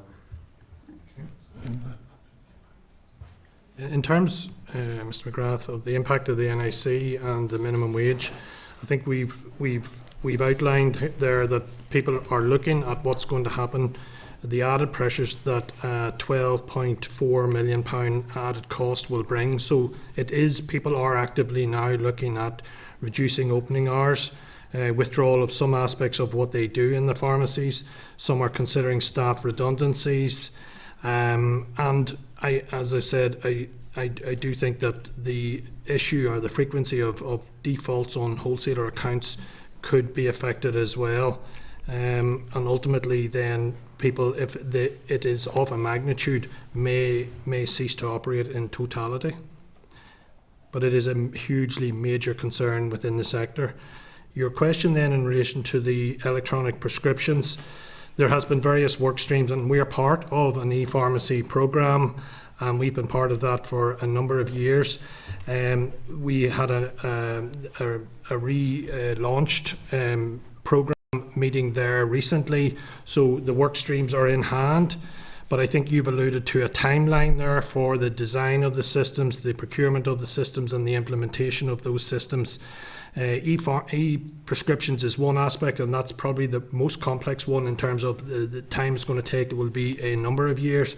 From a community pharmacy perspective, we are crying out for an electronic solution that will help with service provision. We have paper records, and there's no issue here. We share the frustrations of the SPPG and department officials here. We want IT solutions. Yes, they may. It might have been an idea to have these in place like they have in other jurisdictions. But there is a timeline there, but we're still a number of years off. And then I'll hand over to Richard here to talk about Scotland. I'll try and be as brief as I can with it. So Northern Ireland has now got quite a lot of services that we had in Scotland, so it has adopted a lot of the long-standing ones quite quickly in the last year or two. the shingles is about to get introduced. We've got the sore throats. We've got skin conditions. We've got infected nail and cuts. So it's very frustrating as a pharmacist. You know when someone's got an infected cut or a fingernail, there's pus in it. We know they need flucloxacillin, but we have to send them to the GP. We can now do that in-house in Scotland. Something that I was really flabbergasted about coming over here was we have a system in Scotland called on-scheduled care, which serves a number of functions that are extremely useful and saves a lot of our time in GP and receptionist times, like insurmountable time. First thing is, like, if you had a prescription for, say, amoxicillin liquid, and it was for 250 milligrams per 5 ml, and it was out of stock, but we had 125 milligrams on the shelf, I would just give 2 bottles of that and up the dose. I can't believe that we have to go to the doctors. We're not trusted as master's degrees. We're professionals, we're the experts, that we have to go to the doctor to get that changed. Something so basic. But we've got even bigger use of that in Scotland. So say someone's from the north of Scotland and they're down the south on holiday and they've forgotten their medicine, they can come in. If we're satisfied, we quiz them, we'll interview them, and if we're satisfied that they know what they're on and they've left it in their house, I can write the prescription for them, send it away. Here, you probably have to go to A&E and waste A&E's time for that. So it's just like, I can't believe what we're not allowed to do here when we're all got the same degree and we're not trusted to. It's the amount of time that is wasting, I think, is ridiculous. We've also got a thing in Scotland called the Chronic Medication Service, which was a slow burner, but it now has picked up pace and is now getting used. Pharmacists identify patients that are stable medication, say maybe they've got some heart medication that's pretty steady, 3 or 4 medications, it's the same. So rather coming in every 4 weeks or 8 weeks, doctor writing a prescription, they in effect have a 1 year prescription, but they're not allowed to get a year's supply. They come in every 8 weeks and get that supply. It's electronic claims. So it saves again the hassle for patients, it saves again hassles for surgeries, and it streamlines things for everybody, patients, pharmacists and doctors. And then obviously then the sort of pinnacle of everything we've talked about then is the prescribers, which we've talked quite a lot about. I don't feel I need maybe to dig in that anymore. So Thank you very much for that. Thank you, Chair. Really appreciate those answers. Thank you. Thanks, Colin. Alan? Robin. Thanks, Chair. It must be very degrading for businessmen and businesswomen to be coming before here every year telling us the same problems exist as they did last year and they did 10 years ago. It must be very degrading for those businessmen and women to air their testimonies in the emails that we receive weekly, monthly, yearly. I've had a pharmacist who has actually opened his books to me and let me see, and it does not make pretty reading. And I have no accountancy skills, but I can assure you, if it were me, I would have closed the doors too. And I can see the trajectory that businessman is on. Can I just ask a number of questions just to get a better understanding of the UK-wide issues? Can I ask, is the struggle to pay the wholesalers unique to here? Is the same issues happening in England? Can also ask, how does the fall in pharmacies in Northern Ireland compare to other parts of the UK? And are the pressures that are being faced by community pharmacy solely down to the government funding? Okay, I wouldn't necessarily have the visibility on the supply chain in other parts of the UK, but I am led to believe that the wholesalers must have and have to have credit insurance such as the risk. I think Richard has alluded to arrangements are stable in Scotland, so I don't imagine there's a problem in Scotland. I referred earlier to us following the English drug tariff. We do know that pharmacies are closing at a significant rate in England. It is a byproduct of their contractual arrangements, and as I said, we follow the English drug tariff, so to some extent we're inheriting quite a bit of what may be causing the problems in England, and that's why they're appearing here in Northern Ireland. I would imagine that wholesalers are experiencing difficulties in England when pharmacies are closing there as well, but I wouldn't have any insight into the relativity. Those, I think it was 17 pharmacies that have closed in recent years, are they all specifically related to the funding problems, or were there other factors that closed those pharmacies? You picked up on a point there earlier about it's very difficult for pharmacy owners to be in this situation and to talk about it and articulate it. Pharmacy is a very proud profession. People try to hold on. In Northern Ireland anyway, there is a high proportion of independent pharmacy owners. They have a connection with their communities. There is a pride in looking after their patients, often down through the generations. And even though a pharmacy may have an issue with not being able to pay the wholesaler, they will do what they can so that the patient doesn't see that, doesn't aware of it, and they will try and work whatever they can to make sure that the service is maintained. I do think that it's getting to the point whereby it's hard to keep it. It's hard to keep that going. It's just a very, very difficult situation. I don't want to be controversial in here today, but back 3-4 months ago in this chamber, or in this room, when we had departmental officials here, and someone across the floor made reference to community pharmacy, the term was used, exaggeration. Not my words, their words. And I want that on record, Mr. Chairman. They use the term exaggeration. What do you say to that? I say go in the company's house and look at my 2 companies. It's public documents there, and you can see it for yourself. My accountant doesn't lie. We are trying to advise and warn the department and SPG of what we are seeing coming here, and that's to prevent the issues arising. We don't want to see a slide into a situation whereby the public suffer here. We want to maintain services, so we are trying to work with the department. And as I said, the steps that were announced today is potentially the start of something, but it needs to be built on, and needs to be built on very quickly. The NIC aspect, we have jointly, along with the BDA, the BMA, and the Optometry NI, made representations to the Health Minister. We appreciate that the Minister hasn't got the funds and everybody's looking to the Treasury in London, so we are trying to prevent the problems, but at the minute the funding isn't coming through to offset and mitigate those NIC national minimum wage changes. Thanks, Chair. Thank you. Alan Chambers. Thanks very much.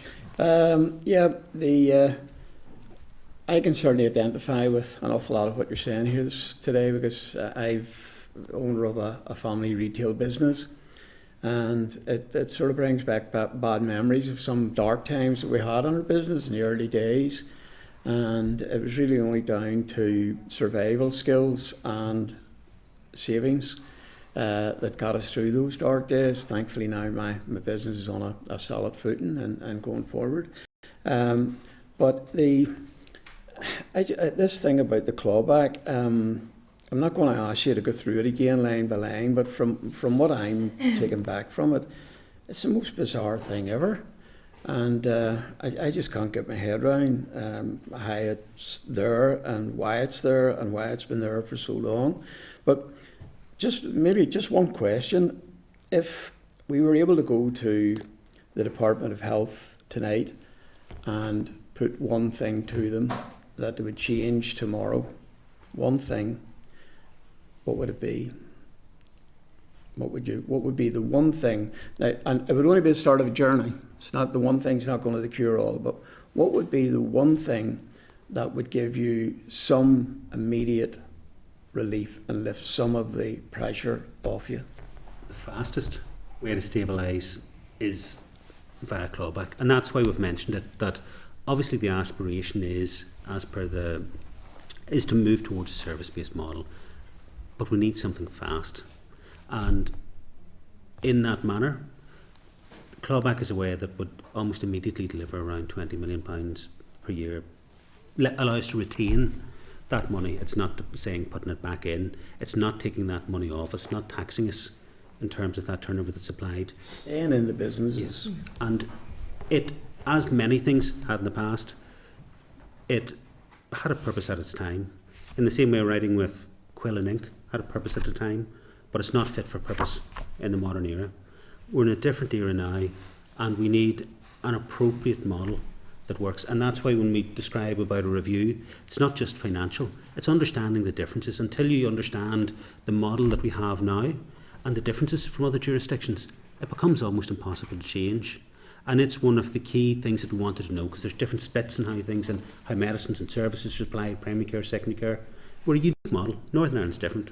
We always have been a bit, I suppose, but recognising that differential is one of the key factors. But for contractors to keep their lights on and stay open, the fastest way that a change can be made is remove clawback, and that will stabilise for now. Then allows us on to transition to the topic that we're wanting to talk about today was the strategic plan and the ambition that we've outlined in many ways earlier, and that would be the transition that we would need to then move on to a different. That's the long term. Yeah. Well, medium to long term. Yeah. And that's the unfortunate thing that this committee deals with weekly, that rather than talking about things that we can do that are positive for patient outcomes, we spend all our time talking about resources and finances just because it just isn't there properly across all the services. So, Nuala? Hello. Thank you very much for the presentation today, and apologies I missed the start of it as I was at a policing board committee. I wanted to ask some quick questions, and I don't think that you've covered it.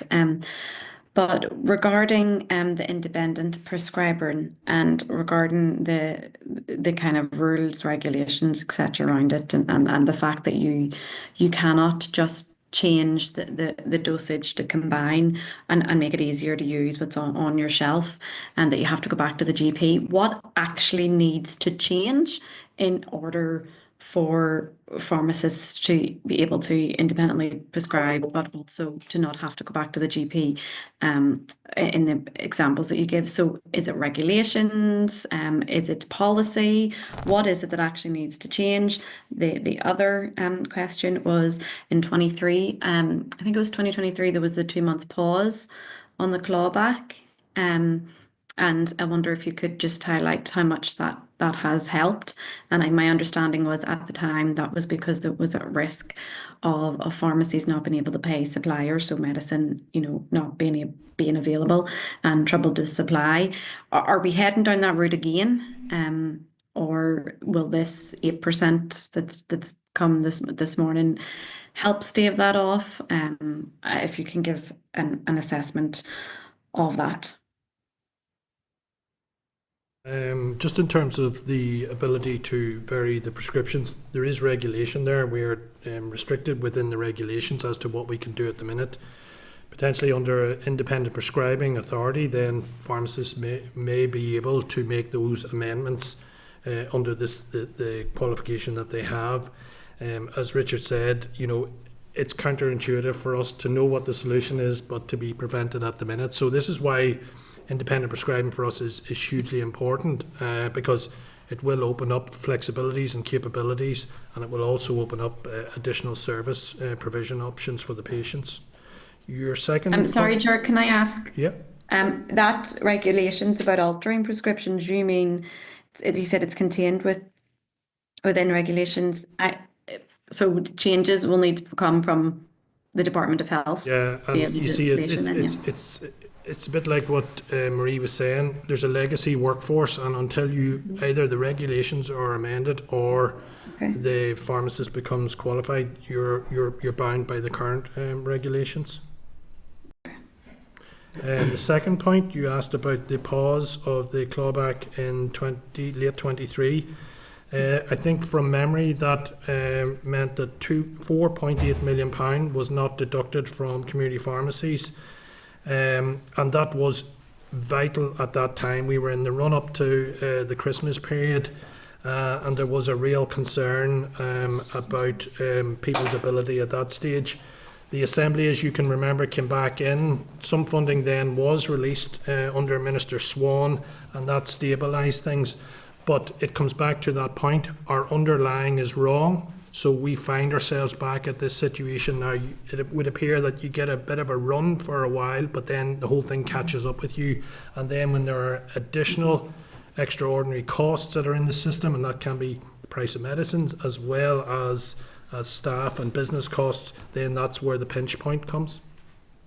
Okay, thank you. I understand that, and it's really important that it's the long-term decisions and stability, quite obviously. Can I ask just a final question? What, or if you're aware of any negotiations or things that are happening with your counterparts in England regarding the English drug tariff for English pharmacies and whether there's any negotiations there around changing that, because that would be kind of helpful and interesting to know if it's going to change across the way. Yeah, it's quite a timely question. There are ongoing discussions and negotiations in England here around new contractual arrangements. England has come out of a 5-year period there where they have had a contractual framework and associated funding, and that has lapsed. So they are now in a situation of looking at the funding for community pharmacy services. We're not part of that conversation or that negotiation. Certainly because the English drug tariff, there are aspects of it used in the Northern Ireland drug tariff. We are certainly very interested to see how those negotiations play out. So we are watching with interest, but we have no insight into timelines, progress, etc. Okay, I think that is helpful for us to keep on top of, similar to other negotiations that took place within the health sector as well. Look, thank you very much for your presentation and answering the questions. Okay, I just have one final question. I thought somebody might have asked it, but they didn't. In our correspondence, we have a letter from the department in relation to the fees for GPs and pharmacists in relation to vaccinations. So there was a reduction in the £2.50 efficiency. So quickly, is there any issue with that? It's the administration fee, the fee for the vaccinations is a fee that comes from England. It seems to be centrally set. It has, over this last couple of years, it has been gradually dropping. I know, without speaking for them, I know that there is concern on the medical side about the reduction. From a community pharmacy perspective, pharmacies have stepped up since the pandemic. We are the leading provider of the vaccination services in care homes, etc. But all of that, it's not just about the administration fee. This is about the organisation that goes into the freeing up of staff, the resource that's needed to go out and achieve the high levels of vaccination that we have.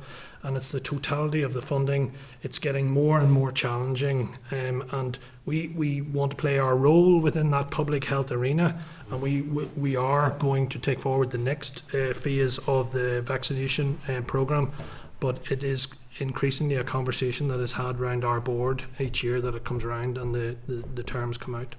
Okay. Thank you for that. That was very, very useful. Jared, Marie, Turlough and Richard, thank you very much. Thank you. Okay, members, moving on then to item number 6, which is a oral briefing on the implementation of the community pharmacy strategy from Department of Health officials. So can I refer people to tab 6, and that includes a briefing paper from the Minister on implementation of the community pharmacy strategy, that's at page 22, and then there's also a briefing paper from the Minister on the implementation of community pharmacy strategic plan 2030, that's at page 30.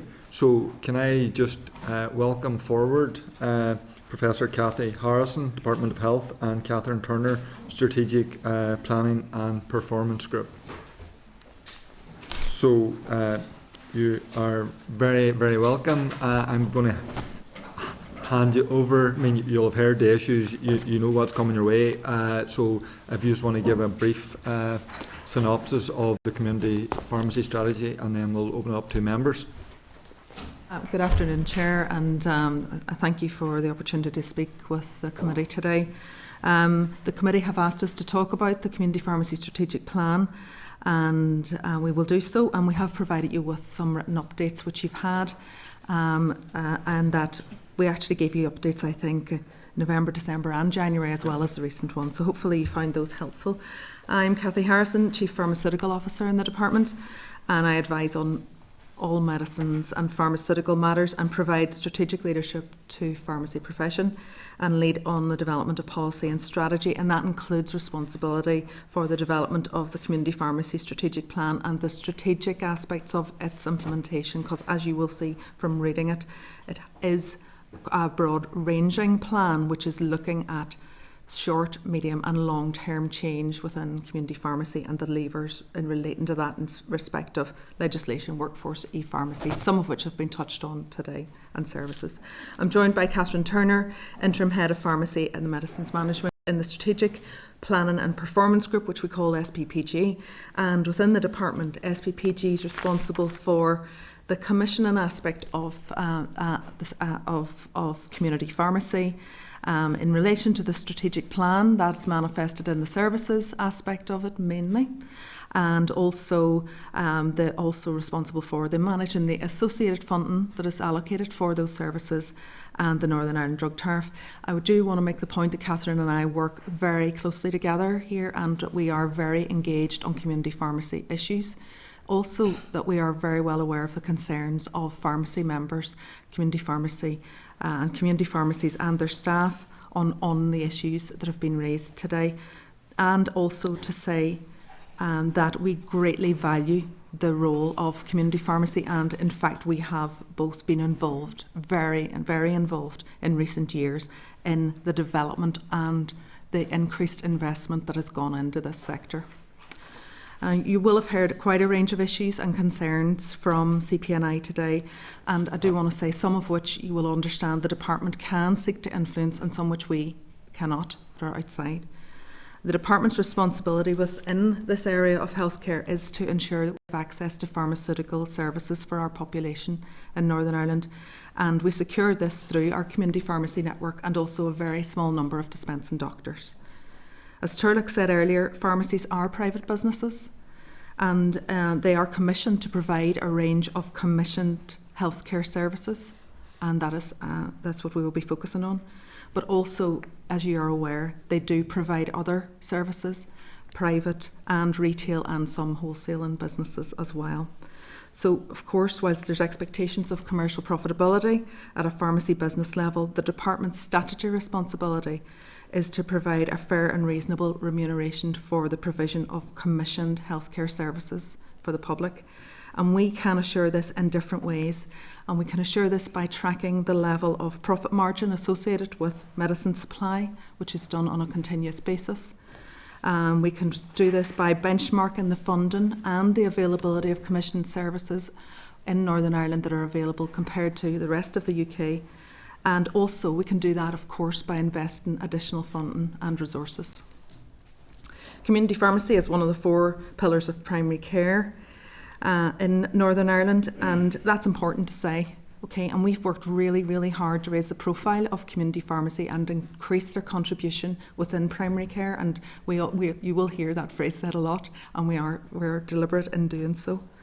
The department carried out an annual review of our commissioned community pharmacy services for 23-24, and that was published in August of last year, and it showed some interesting figures, and it did show that Northern Ireland is well provided for in respect of access to community pharmacies, and that the number of community pharmacies per head of population is actually 30% higher than in England, 16% higher than Scotland, and 16% higher than in Wales.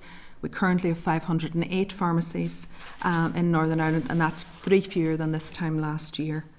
Over 99% of our population live within 5 miles of a community pharmacy. In rural areas, they can be the most accessible source of primary care support. They work very closely with general practices, and last year they dispensed over 45 million prescription items.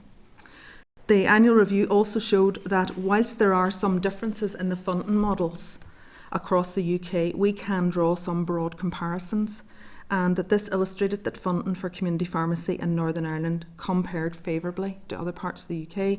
Per head of population, the opening level of funding for community pharmacy in Northern Ireland in 23-24 was actually 46% higher than in England, 22% higher than in Scotland, and 3% lower than Wales. Now, that annual report will be repeated now this year, and you'll see we'll share it with the report.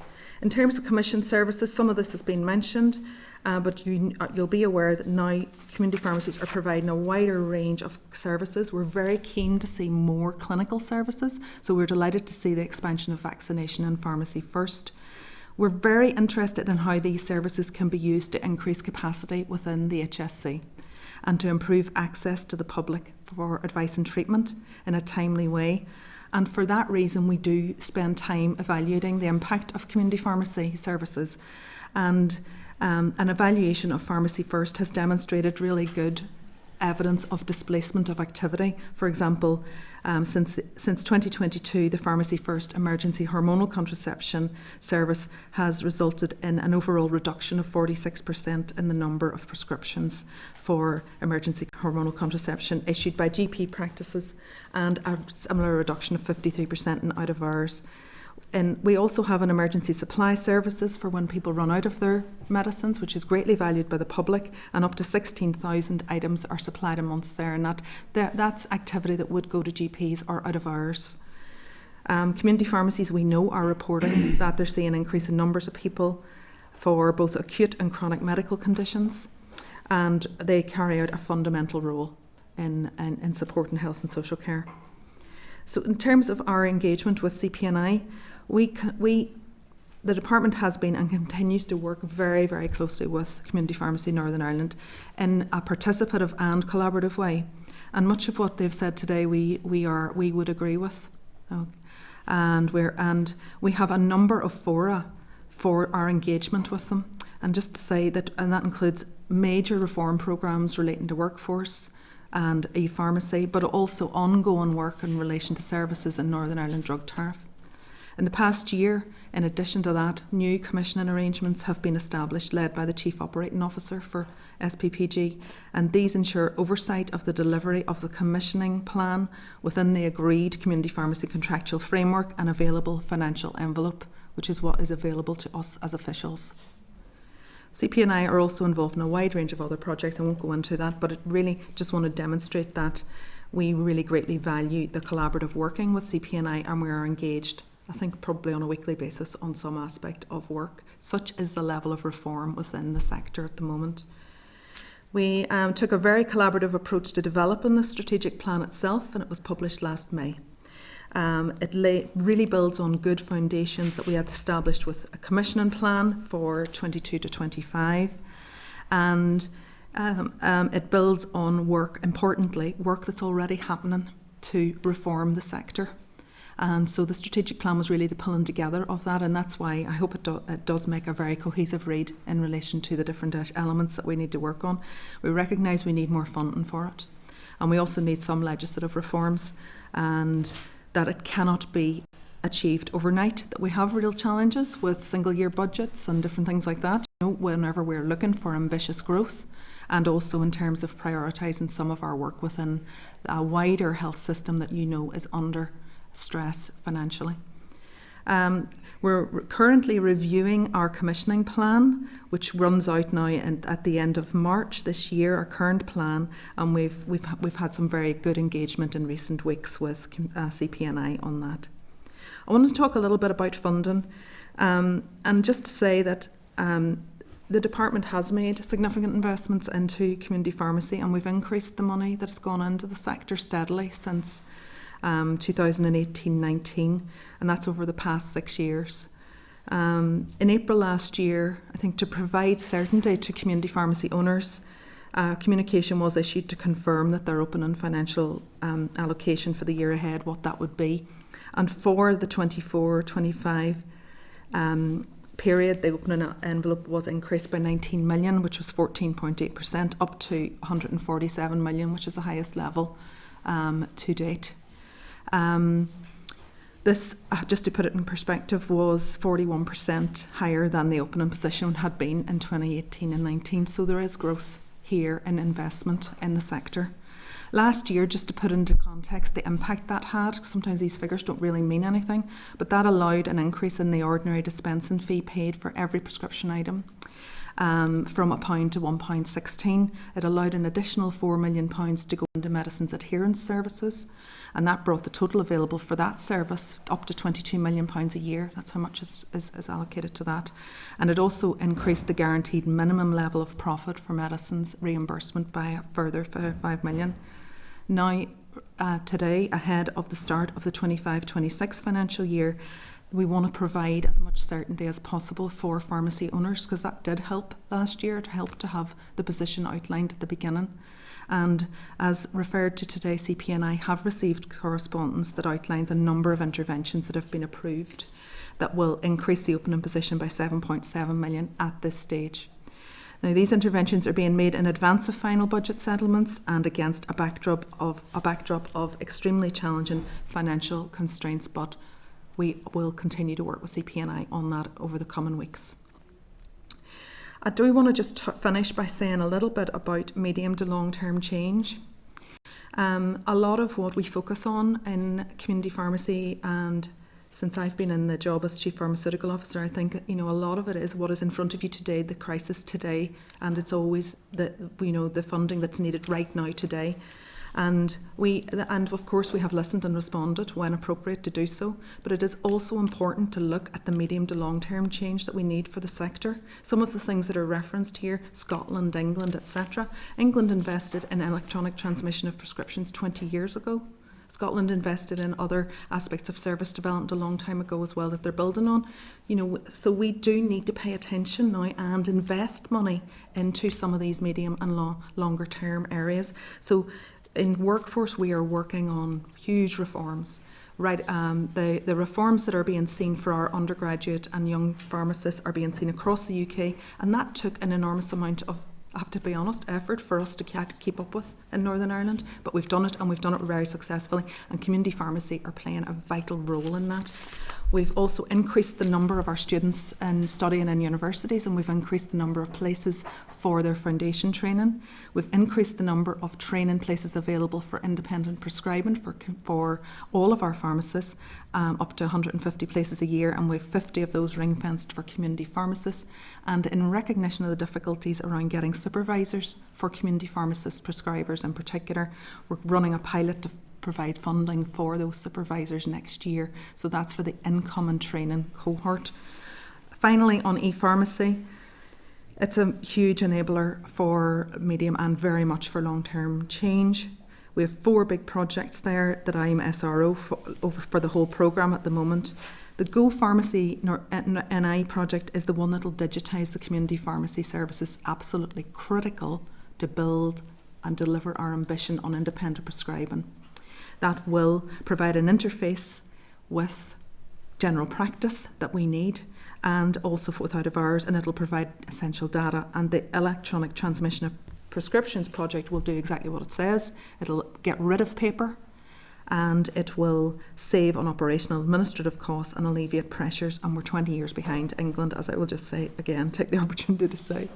Support has been secured for the programme team now to take these projects forward and develop the necessary business cases, and this is again within a very competitive environment in health for projects like this. We will need over £77 million over the next 10 years to go into that, and that's just to say that the money that we are looking for in pharmacy is not just the short-term issues that perhaps have been highlighted. I hope you found that useful, and we're very happy to take questions now. Thank you. So at the start you said obviously there was a lot of issues covered earlier on. Some the department can seek to influence and some they can't. Can you just clarify what you meant by that? Well, I suppose well, it's useful to say that we will be, when we're working with community pharmacy, we are working within the contractual framework that exists for community pharmacy, within the commissioning plan that's agreed for community pharmacy, and within the financial envelope within which is provided for those services.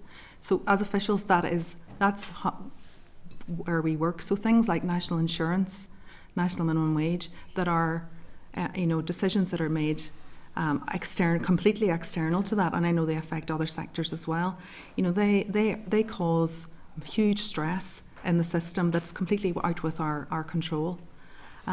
We had issues as well with Turlock mentioned it on with Northern Ireland Protocol, Brexit, etc., like that thankfully we have worked through.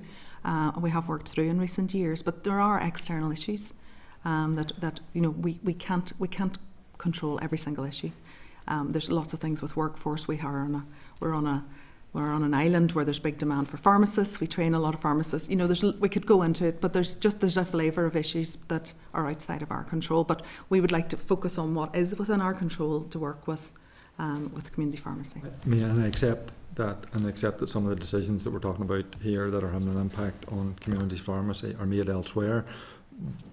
But the department obviously has to take the impact of these decisions, even regardless of where they're made, on community pharmacy. So, I mean, when the Minister was here, I asked him and others asked him about whether he intended to bring forward any kind of mitigation funding for the impact of national insurance contributions with regard to GPs, etc., and including community pharmacy. So, is that something the department is considering? First of all, can I say that we worked closely with CPNI, and they did provide information that was really, really valuable to us, and that was sought by the department, I should say.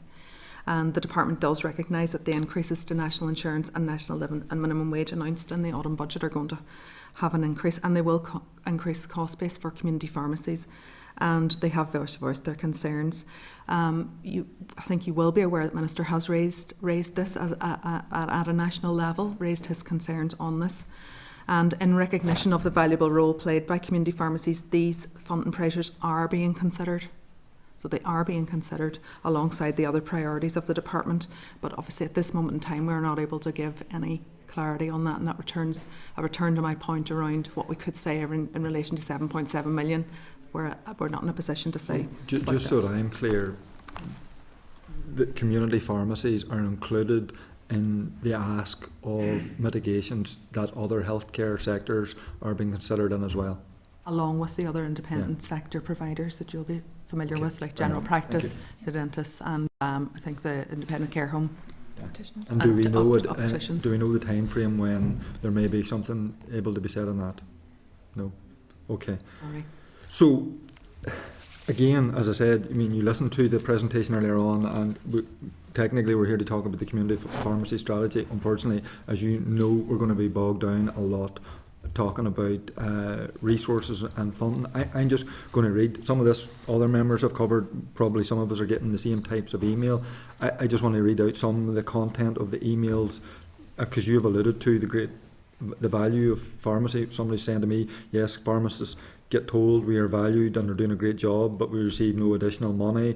Others are saying we are still paid less for many medicines than what they cost us to buy, and are hit with the draconian monthly clawback that incorrectly assumes we are generating large profits on our purchases. Another saying it doesn't take an account to realise that when a service costs more to provide than the revenue that it generates, the service is no longer viable. We have pharmacists telling us that they are taking out loans, they're cashing in pensions in order to pay staff to maintain their doors open. Alan indicated that one pharmacist allowed him to look at his books. I have had a pharmacist show me his wage. No, and this is very embarrassing for me and them. And yet you're telling us something totally different. So it's really hard for us as committee members to square that circle. So I mean, I'm just going to be hopefully polite but blunt in terms of my question. I mean, do you not accept what community pharmacists are telling us, and what evidence we heard previously from community pharmacy NI in relation to the crisis within community pharmacy with regard to funding?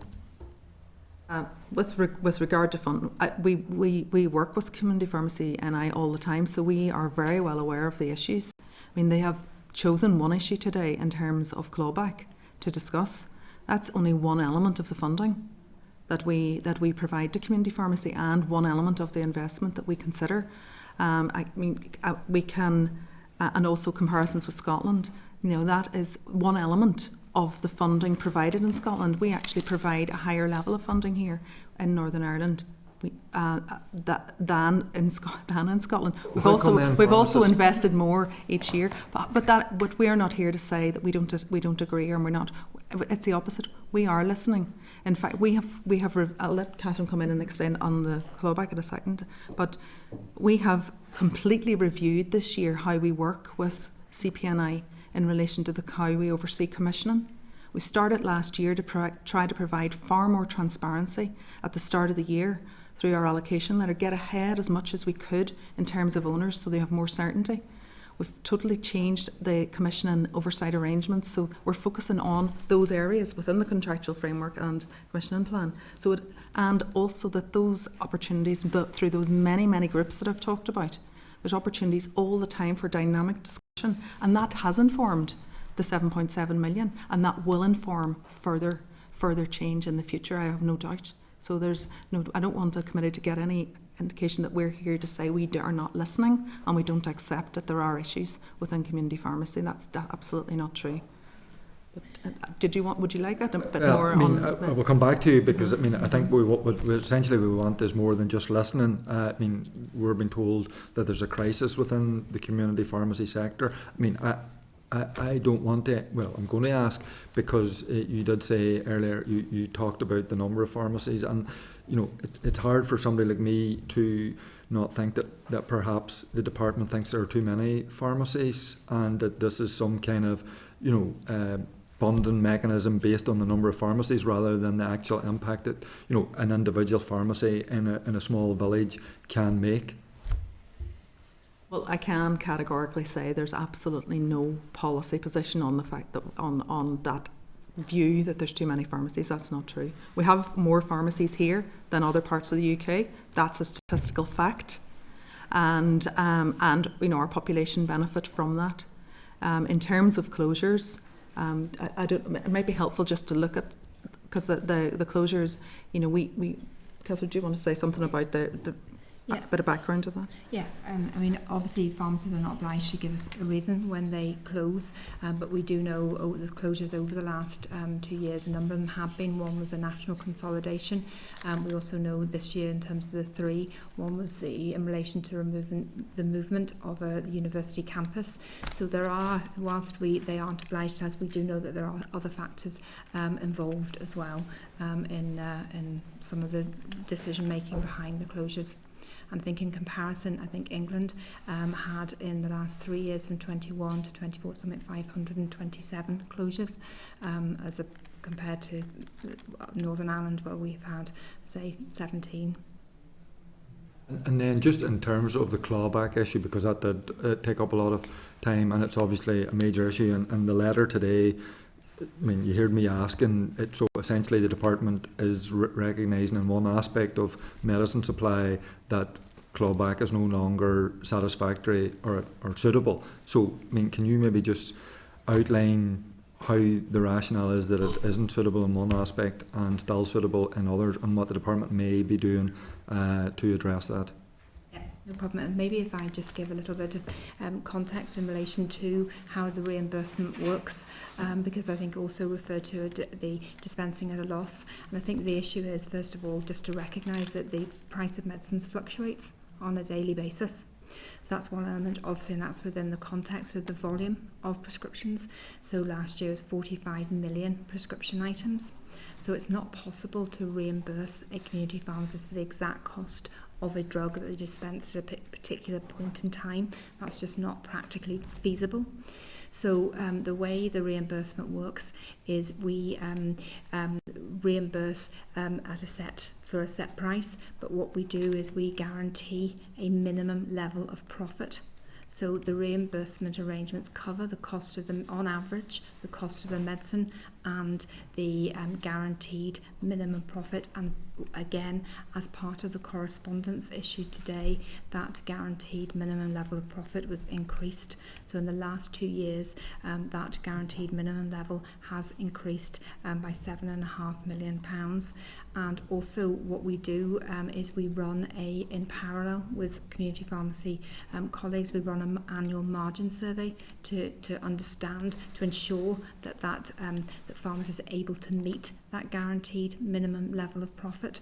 And we know in the last 5 years that they have exceeded that guaranteed minimum level, and as I say, we've just increased it, so that is exceeded, and we have that from the results of the margin survey that we run. So we know that margin survey relates to drugs.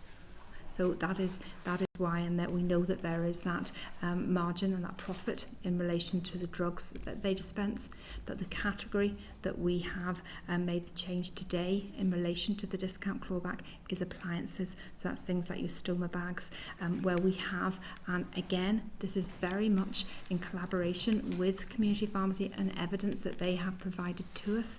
We recognise that that level of profit is not there within the appliance market, and that's why we have reduced the discount clawback on appliances from over 10% to 0, and the impact of that will be approximately 2.7 million, as Turlock said earlier, going forward. So that is the reason for that. We know in terms of the drug side of the house, there isn't the level of profit on branded medication that there is on generics, but the two balance each other out, and we know, as say from the margin survey, that they are currently exceeding that guaranteed minimum level of profit, which we've just increased. But if it went below that, we would be ensuring we would be providing that funding to make sure that is achieved. But we do know that has been exceeded, and in Northern Ireland that's a minimum threshold. So if there is the guaranteed minimum level is exceeded, then that stays within the community pharmacy economy within the year.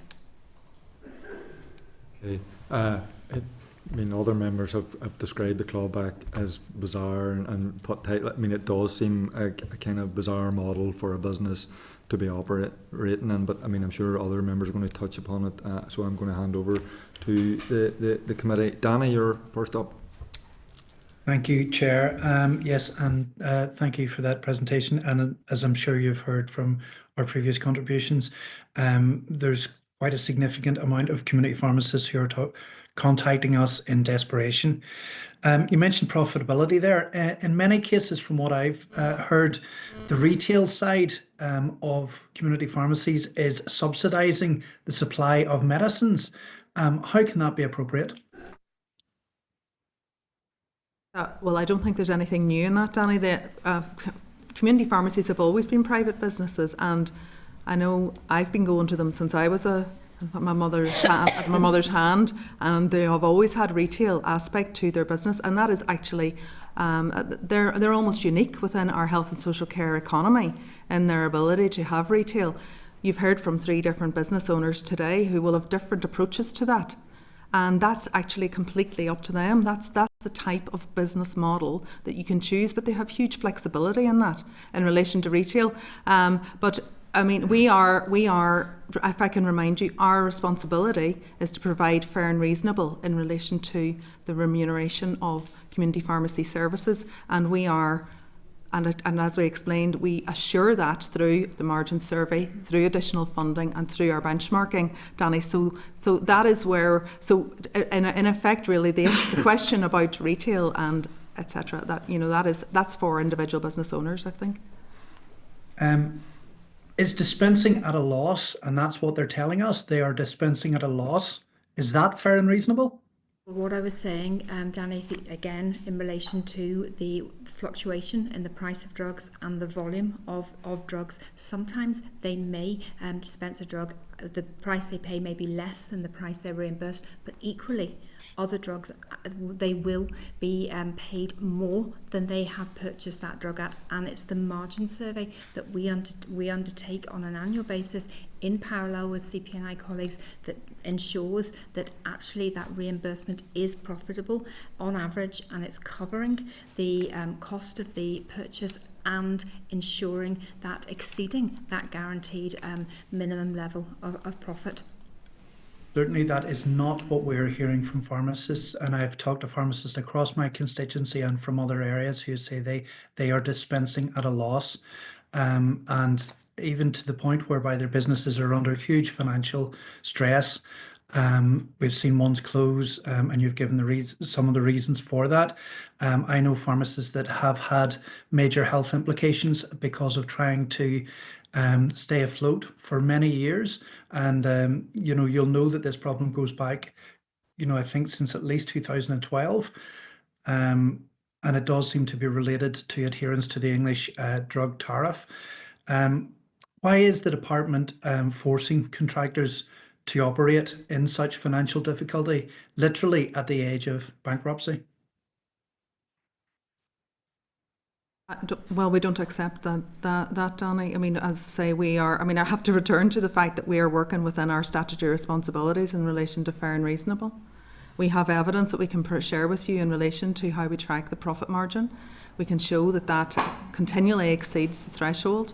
We can show the investment that has gone into the sector. But I can also say, Danny, we are continually listening to the sector as well.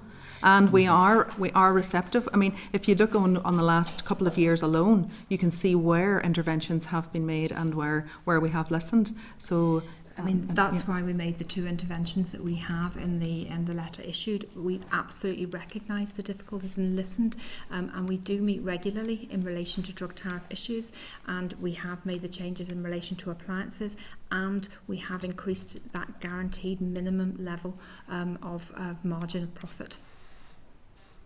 Yeah, the thing, I'm sure the difference in clawback for those is much appreciated. It does leave more than 90% of the clawback still in place there at the minute. That's where we know that there is profit whilst them, and as I said to you, there may be on a specific occasion a drug may be dispensed and the purchase price is less than the reimbursement price, but equally there will also be and there are cases where it is higher, and say it's through the margin survey that we undertake, that we ensure that the reimbursement is covering the purchase cost and at least that guaranteed minimum level of profit. And we work that with CPNI. That is done. The way it works is it's done in parallel between offices and CPNI, offices and the BSO, and then there are comparisons, and there is a level of negotiation in terms of any transfers of drugs, and then it is an agreed level of margin. Your evidence seems to be at odds with the survey that Pharmacy NI have carried out recently. Are you aware of that survey, and how do you equate those two things? No, we're not aware of that survey, Danny, until today, from what we heard from CPNI. Okay, and will you be taking that survey on and addressing the significant challenges that are within it? We haven't seen it, Danny, so I can't comment. If CPNI submit it to us, we will look at it. But I haven't seen it. It was mentioned in the previous briefing. It was referred to quite a few times. So will you be taking it on? Will you be reading it and taking it on? Well, if we receive it, we will read it. Yes. I would assume CPNI will be sharing it with you. As you say, you talk to them quite regularly, once a week, about specific things. A survey of this magnitude with quite stark outcomes in it certainly should be of interest to the department. Is that fair? When they submit it, we will look at it, Danny. Yes. Okay. Would you request it? Would you be requesting that at the minute? We did not ask for the survey. We didn't commission the survey, Danny. If an independent sector commission a piece of work and carry it out, then they can choose to share it with us. When they share it with us, we will consider it. Surely you've heard today just about that survey. Would you not request that survey? Would you not want to read that? Would you not want to see what's in that and what you can do about these issues? When CPNI submit the survey to the department, we will consider it, and I can't comment because I haven't seen it. I don't know what's in it. I can't make any further commitments on it, Danny, at this stage. Okay, quite a few things were referenced earlier in the brief, which I'm sure you'd heard. Can I ask what discussions there have been with CPNI on their 3 asks? And they have quite a lot of asks. Yeah. Could you remind us, Danny, specifically?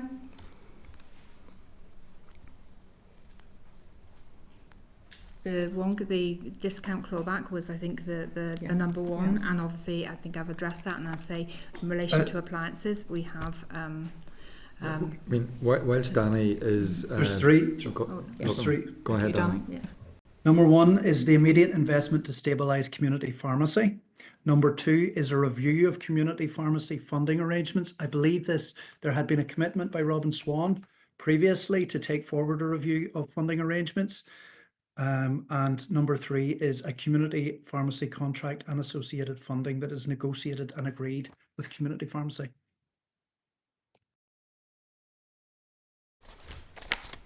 In terms of immediate investment, I think we've demonstrated that there's been an immediate investment and that we continue to keep the lines open on that.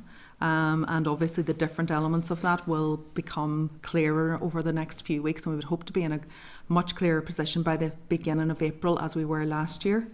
So we hopefully that. A review of community pharmacy funding arrangements. We are, as part of our commissioning process now, we review community pharmacy funding annually.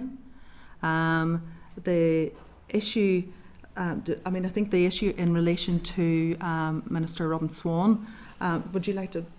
I think it was certainly one of the elements was to undertake a comparison with Scottish funding, and we did commence that, but it wasn't possible to compare the two funding models at a service level because they now are so differently defined within each country's framework.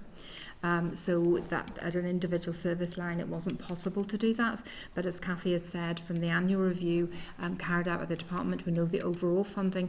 Also, we have received information from CPNI in relation to a report that they carried out, and that showed that at a community pharmacy level the funding in Northern Ireland was higher than both Scotland and England. So at an overall funding level, certainly we compare very favourably.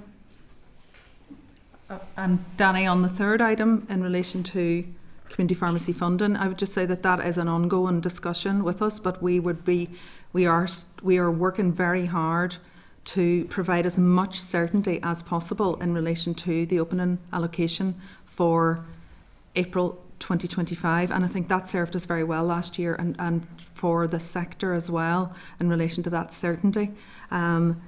We are working within a much wider and you know the constraints within health. So I mean I can't make any further commitments I think than what I have done there, and just to reassure you that the dialogue is open, and we will be trying to provide as much certainty and close off as many of those issues that we've discussed today in relation to national insurance, etc. By the start of April if we can.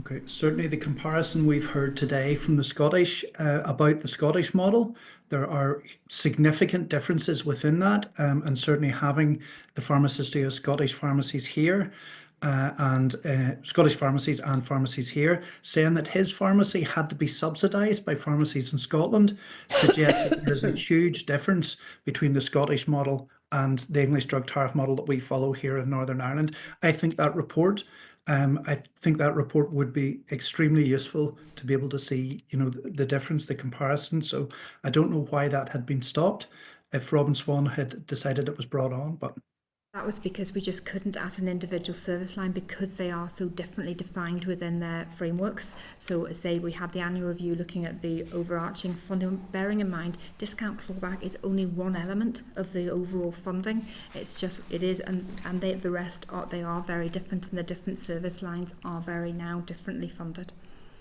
Okay, thank you. Just one last question, if the chair doesn't mind. Go ahead, Danny. How will the department be working with community pharmacies to ensure adequate support is in place for patients during the winter months in this winter coming up? I believe negotiations or talks had started earlier this week just about winter preparedness for next year. Could you just tell us about how the department is going to be working with community pharmacies in that?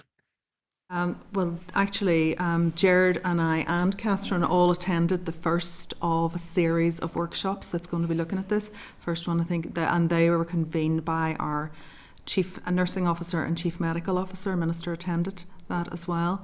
And we had I hope Gerard would agree, we had a very constructive day considering the different issues. And community pharmacy are fully involved in that. As demonstrated in the previous couple of winter plans that we've had, and I hope that the forward plan in this year will allow us to give even more thought to some of the ambition we have for the sector and some of the areas that we know they could really have an impact, and as well, Danny, I should say, as across the system, pharmacies' involvement from our other sectors in general practice and hospital as well, and the impact they could have on patient care. Yes. The community pharmacy sector appears to be key to the winter planning process, which is of most concern because it appears to be unstable at the minute and does require stabilisation. And as I said, that we have heard a lot of pharmacies dispensing at a loss. So we need to stabilise that sector in order to make sure that winter preparedness can be as strong as it is. Thank you, and thank you, Chair. Dan? Just going back to the review that was talked about, and community pharmacy have said they want to be involved in a review with you. Is there going to be a review of the funding model for community pharmacy? There are no plans at the moment to look at the wider model, no. I mean, we are reviewing whenever we, in the context of the review that we are carrying out, we are reviewing the commissioned services that we, if you like, that, you know, within the current contractual framework, and also within the financial envelope available to us. I mean, I think that some of the asks today sit outside that financial envelope. That is not and we've really worked hard this year to try and work with the sector within those areas, and we've really shown some great developments where we could. I mean, I have to say again, you know, against a very difficult financial backdrop in health, and where we are competing for investment. But in terms of that wider review, no doubt. Right. So I'm not disputing either the financial difficulties or the limits of the financial envelope or anything. But if we're to plan for a community pharmacy sector for the future, should we not be doing that plan? Well, I suppose the annual review of the Commission services is providing us with very good information. That was published last August. We'll repeat it again this year. You don't think that that's limited in scope and ambition? Well, it looks at the actual delivery of services against the actual funding that goes in. It's public. Most of the information is publicly available. It's carried out by an economist within our team. I'm not wanting to be difficult. Honestly, I'm not, because I do recognise the difficulties that there are. So it's not. But I always think if we look at the future, and we look at the idea that, for example, the Minister says he wants this shift left, much more in the community. Should we not be doing a plan for community pharmacy and the funding model for community pharmacy that in 10 years' time we can say it's good, it's stable, it's working? I know what you're doing is reviewing what's happening now, but should we not be broadening our horizons, looking, you know, lifting up our eyes, looking to the hills, going, you know, getting a bit of... Well, I suppose that is what we are doing with the other, what I would call more the big reform programmes in workforce and in e-pharmacy. You know, in workforce we have put many millions of pounds into investing in the reforms in recent years for pharmacy that community pharmacy are benefiting from. In e-pharmacy, I mentioned we need £77 million over the next 10 years.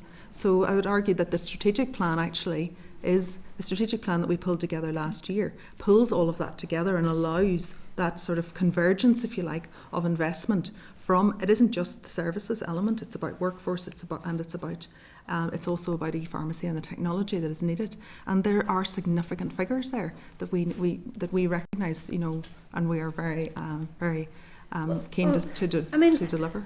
I think Danny's expressing that as well, as is the chair. We're kind of working very hard here to marry up what you're saying with, you know, what we're hearing from community pharmacy. It's actually quite difficult to hear. I attended a number of community pharmacies in my constituency. One pharmacist said to me, next year, with the rise in national insurance contributions, I will need another £100,000 across the 3 pharmacies that are within my business. And his next words were, that's an awful lot of shampoo to sell, to actually get to that, if no one is going to step in and try to help us. I'm just at a loss to know whether we're living in reality or, you know, and how we can actually step outside the bounds of where we are now to try to help, because we want community pharmacies to exist, to continue to serve their communities, and a lot of people are very, very attached to their local community pharmacy, which is really important. And the one I was in last had done some amazing work in diagnosing and helping patients where actually GPs and EDs had fallen down on what they were doing. So I'm really working hard, and I'm not saying I think that broader vision is really important, and that will include looking at funding and the funding model. And that's a bit sort of well, we'll leave it there at that. How much will it take to do the e-prescriptions? Of the 77, I think it's 50 million pounds. And that's a 50 mixture of million capital pounds. and revenue. And that's a capital project. Yes. And you will well, bid for initially, that? although there's revenue element to it as well, so both the capital and the revenue have to be secured.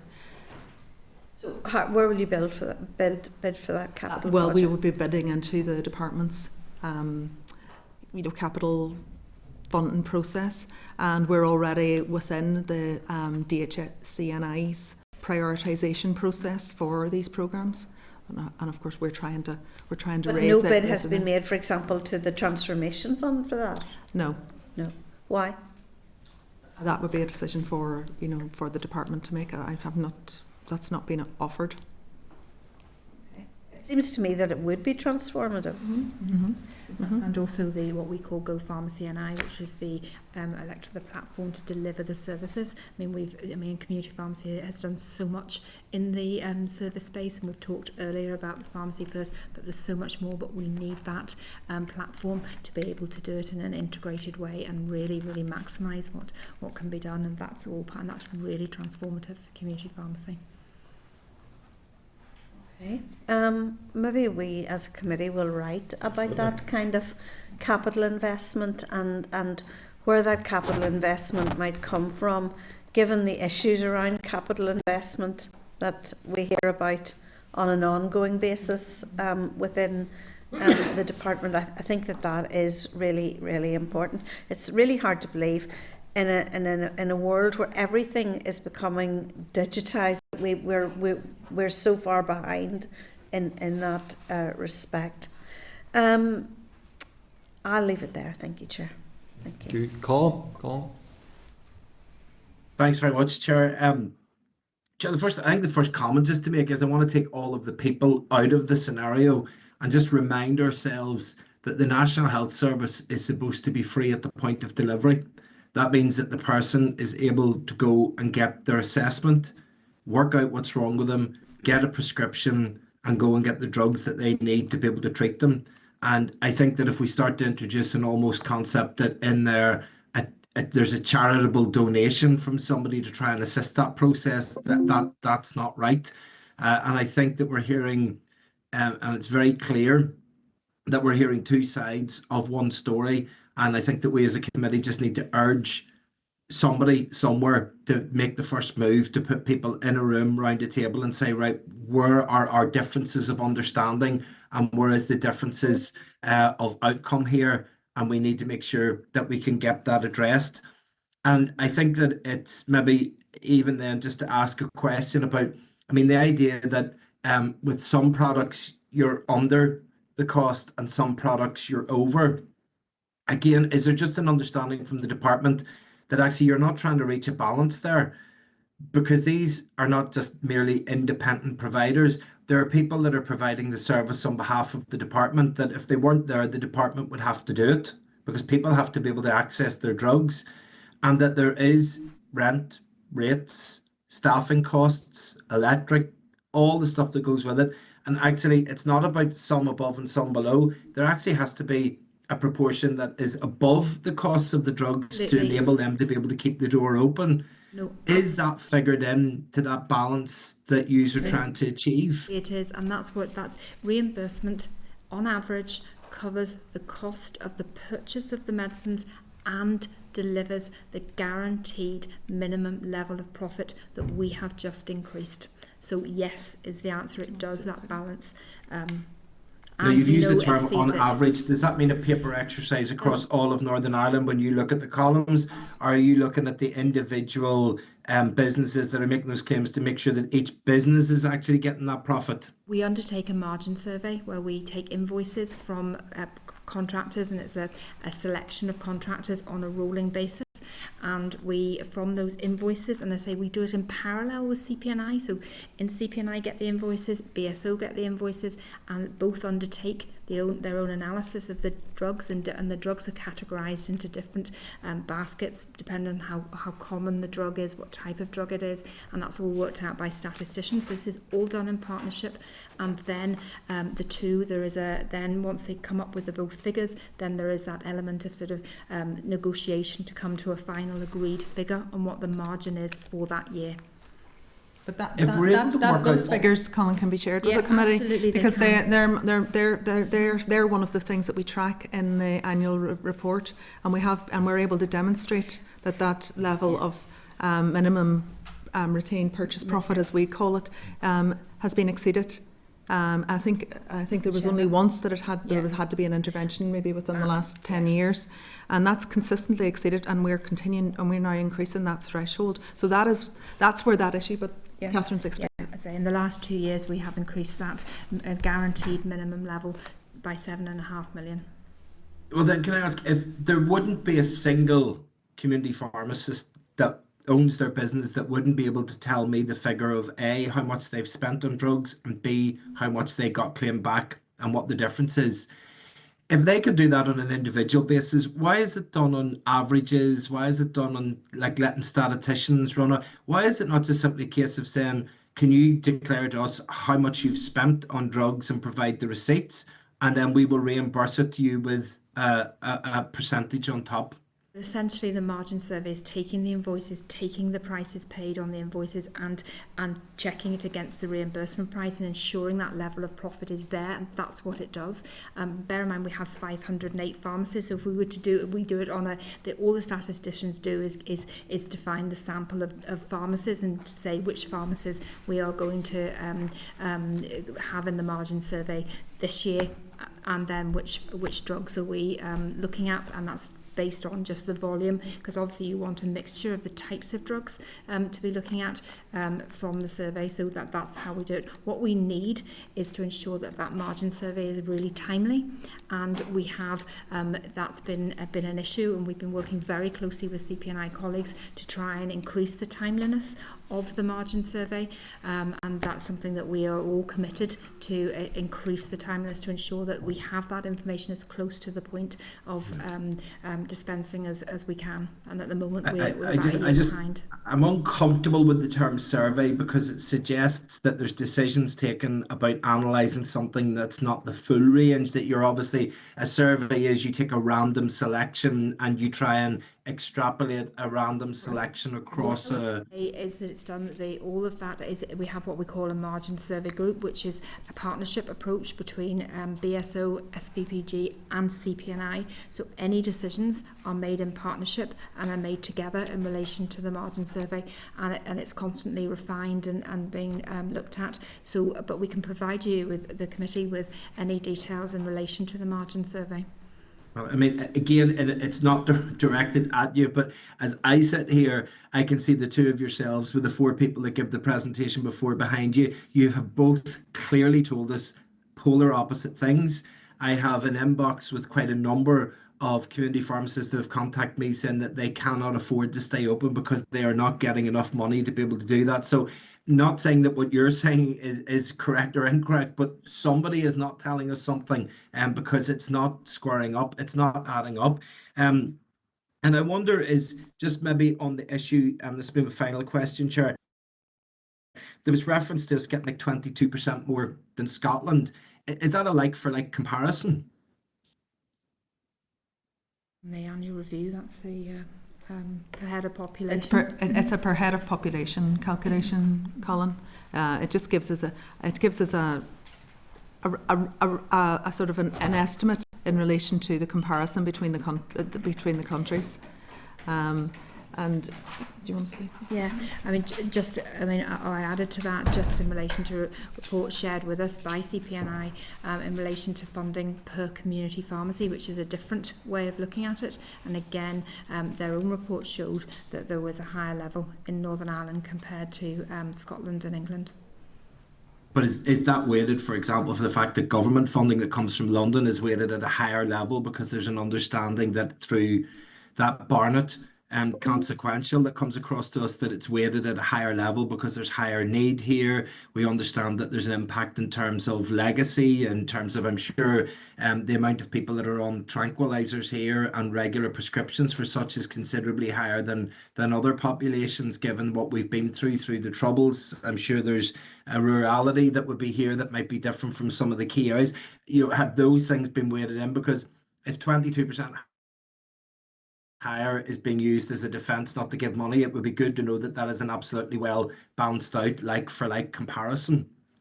And we've demonstrated 2 different reports, both coming up with higher figures. One is obviously the department's annual review, one is CPNI's own report. So looking at them both in different ways, one looking at it for per head of population, one looking at it per community pharmacy, but they're both saying that there is, albeit different, but definitely higher.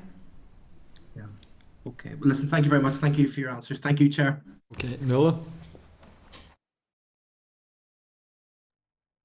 Hello, thank you very much for the answers so far. Apologies that I can't be there in person.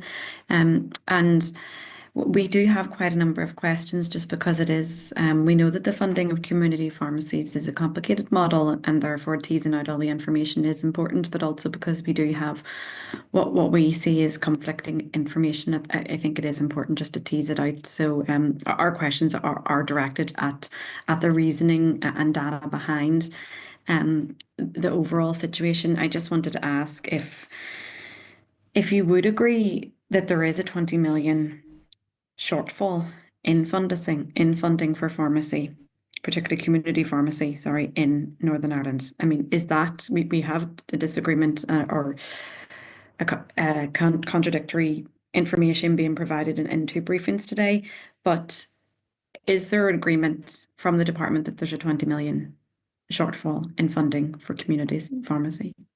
Now, look, I mean, our position at the moment is we believe we're paying a fair and reasonable level of remuneration. What we do here is we can hear that CPNI have looked at an element of the Scottish funding model and calculated the value that would bring into community pharmacy in Northern Ireland, and of course that will be appealing. But from our point of view, we don't recognise that figure at this time. Okay. I think it's just important to say that in terms of that discount clawback, that's only one element of the overall funding for Scotland, as it is for us. Okay, no, I do recognise that the clawback is only one element, and I also have heard the words fair and reasonable a number of times, and I appreciate that you're working off the policy, perhaps directed within the department or SPPG, for example, who would have access to the accounts and figures, and also I assume any business case would have to be submitted to them for the commissioning of services. So I'm assuming somewhere, just like the GP indemnity, that the records will stack up with regards to the evidence of where the shortfall is. So I do look forward to seeing more information on that. I just wanted to ask in particular around the survey or the margin survey. You'd said it's made in partnership between the department, SPPG, and Community Pharmacy NI. Is the allowed level of the margin so agreed? Is the allowed level of margin and separately, but also the overall funding of community pharmacy agreed in advance with those partners, in particular with Community Pharmacy NI? The funding is determined by the department, and as I said, in terms of the margin, it's a guaranteed minimum, and we've just increased that by 7.5 million in the last 2 years. Is the allowed margin within the margin survey, in terms of the minimum guarantee that you've outlined there, are those figures agreed between yourselves, SPPG, and Community Pharmacy NI? No, the funding is... What exactly does working in partnership mean is what I'm getting at. Is there an agreement of what that funding actually is and what those figures actually are? Is to ensure that level of margin profit is achieved. So that's the I'm sorry, I can't hear. I don't. Sorry, is it me? Sorry, I do speak really quietly, so sorry, I should have spoken to this earlier.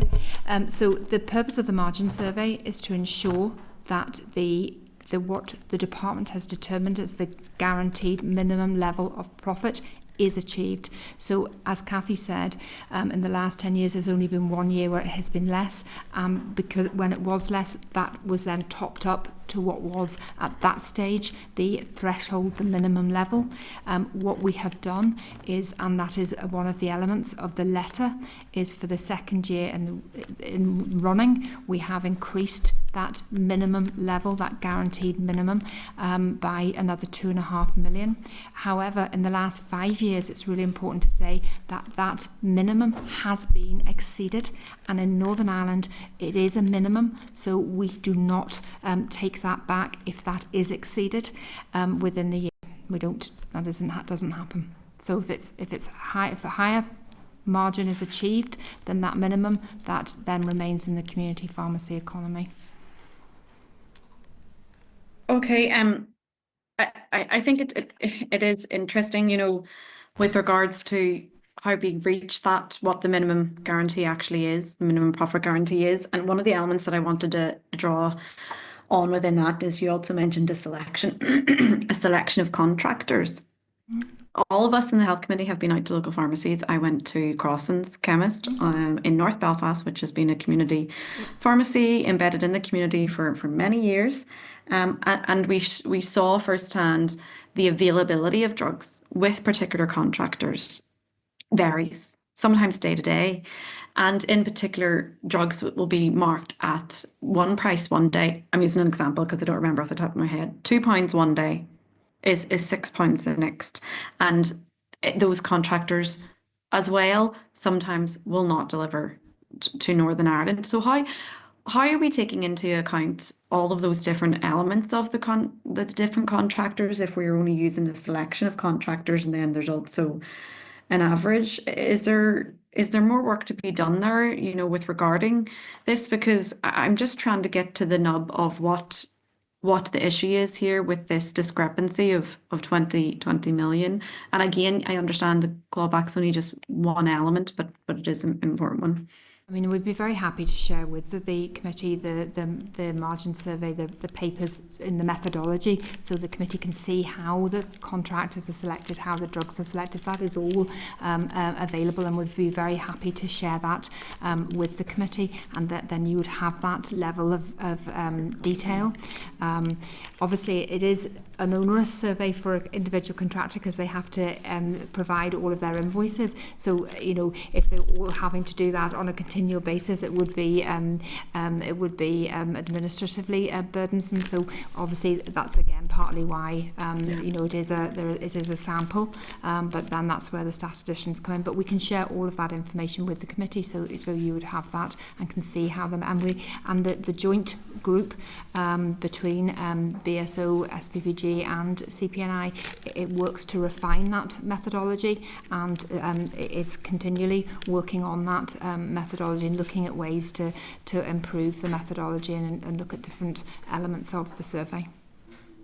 And then just around then the overall funding of pharmacy, you have said a number of times that we are funded more in Northern Ireland compared to Scotland, but why is it not working then? Why do we still have pharmacies that are in financial distress? Because it's just like other elements of the health service in which we are funded more per head of population compared to other areas, but we don't have any better outcomes. So what's going wrong? Why do we have community pharmacy in distress and pharmacies that are closing, but also relying, and I understand the business element, more on the retail side to hold up their NHS side, which is supposed to, as Colin said, be free at all points of access for the population?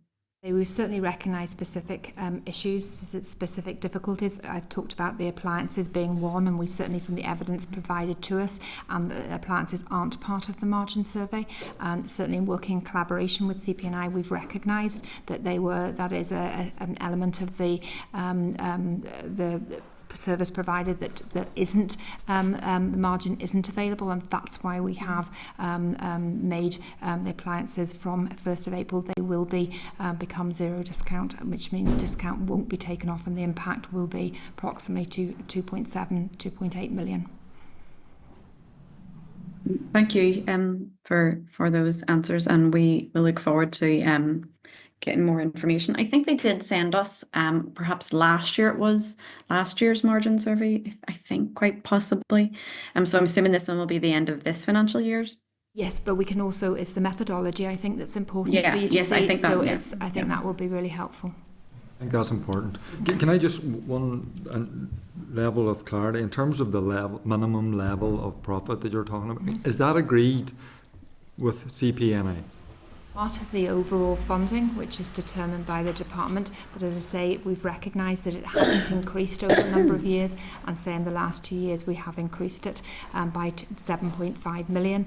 And I say what we do know in the last 10 years is only 1 year where it hasn't been achieved and had to be topped up, for want of a better word. Other than that, every year it has exceeded the minimum. So, and as I say, it is a minimum in Northern Ireland. In other parts, in England, for example, it's a target where it's clawed back if it's exceeded. In Northern Ireland, it is a minimum. Well, I understand that, and I mean, as some of the pharmacists, and you heard me mention it earlier, were saying to me that 86% of their revenue came from NHS prescriptions. So, if the minimum level of profit isn't particularly good, that's a pharmacist that's not making a lot of money. In one sense, that's where also we have listened, and that's why we have increased that minimum level, I say, over the last 2 years, and that's why, as part of the letter issued today, there's an extra 2.5 million that will be added to that minimum to increase it. Okay. So, I do really appreciate both of you. I mean, this hasn't been easy taking these questions and answering them. So, but we as a committee obviously are hearing two different arguments. We want to get to the bottom of it. So the information that you have said you would provide to us, we would really appreciate that. It's something that I think obviously isn't going away in the short term. One last question, sorry, just because it has been bogged down with funding. I mean, I just want to, because Diane talked about the minister moving left, so we have a health service in crisis and we want to be doing positive things, investing in the future. And so if we can get investment in community pharmacy right, you know, can you maybe explain to me the impact that can have in hospital admissions or people visiting their A&E? Because that's something that I think we really need to know so that we can determine the level of investment moving forward. Chair, and I think thank you for the opportunity to say something about this at the end of this session, because the strategic plan is really, really clear on this actually, and what we are very, very clear on is that community pharmacy, especially now because we have a growing prescribing workforce within that sector and that we're committed to supporting through our new graduates and our existing workforce, we have an opportunity to put a lot more clinical services into community pharmacy. There's some of the things, and I do want to say that these are areas that we believe we're very aligned with CPNI in terms of ambition, and also some very clear areas that we would like to move into in the short term, and also we do need to take some steps to allow us to really get into these in the medium and long term. But in the short term, there's a great opportunity even this winter to further expand Pharmacy First. At the moment, that service is can provide single point of contact type care, you know, where you're source of test and treat, a urinary tract infection, emergency contraception. It's a see, advise, or treat. And that is really all that service can provide until we get the connectivity up with the wider service and with general practice. Yeah. Okay. So one area of work that we're looking at, so first of all, we have ambition around expanding that formulary. And if we had an opportunity to do that, now we have some constraints because we're dealing with paper and we're dealing with people at the moment. So we would love to go at 100 miles an hour on this, like CPNI on this, if we had the funding and we had the technology, but we don't. So what we will be doing is we'll be doing it in a more phased way, but we do have great ambition there. But it goes way beyond that, because what we've seen with pharmacists who get an opportunity to prescribe and to start to work more clinically. If you look at our experience now, we have 10 years of our pharmacist workforce in general practice. They moved from working in quite narrow areas to being really valuable generalists within general practice that are highly valued. And I think we'll see the same development in community pharmacy over the next 5 to 10 years. So what we need there, and that opens up the opportunity for involvement in more chronic disease. And an area that we would be really love to get into is the whole prevention agenda. But that needs a shift into primary care. in instant, as in money to be found in primary care, because an involvement for community pharmacy in chronic illness they need to be part of an integrated care pathway with your GP.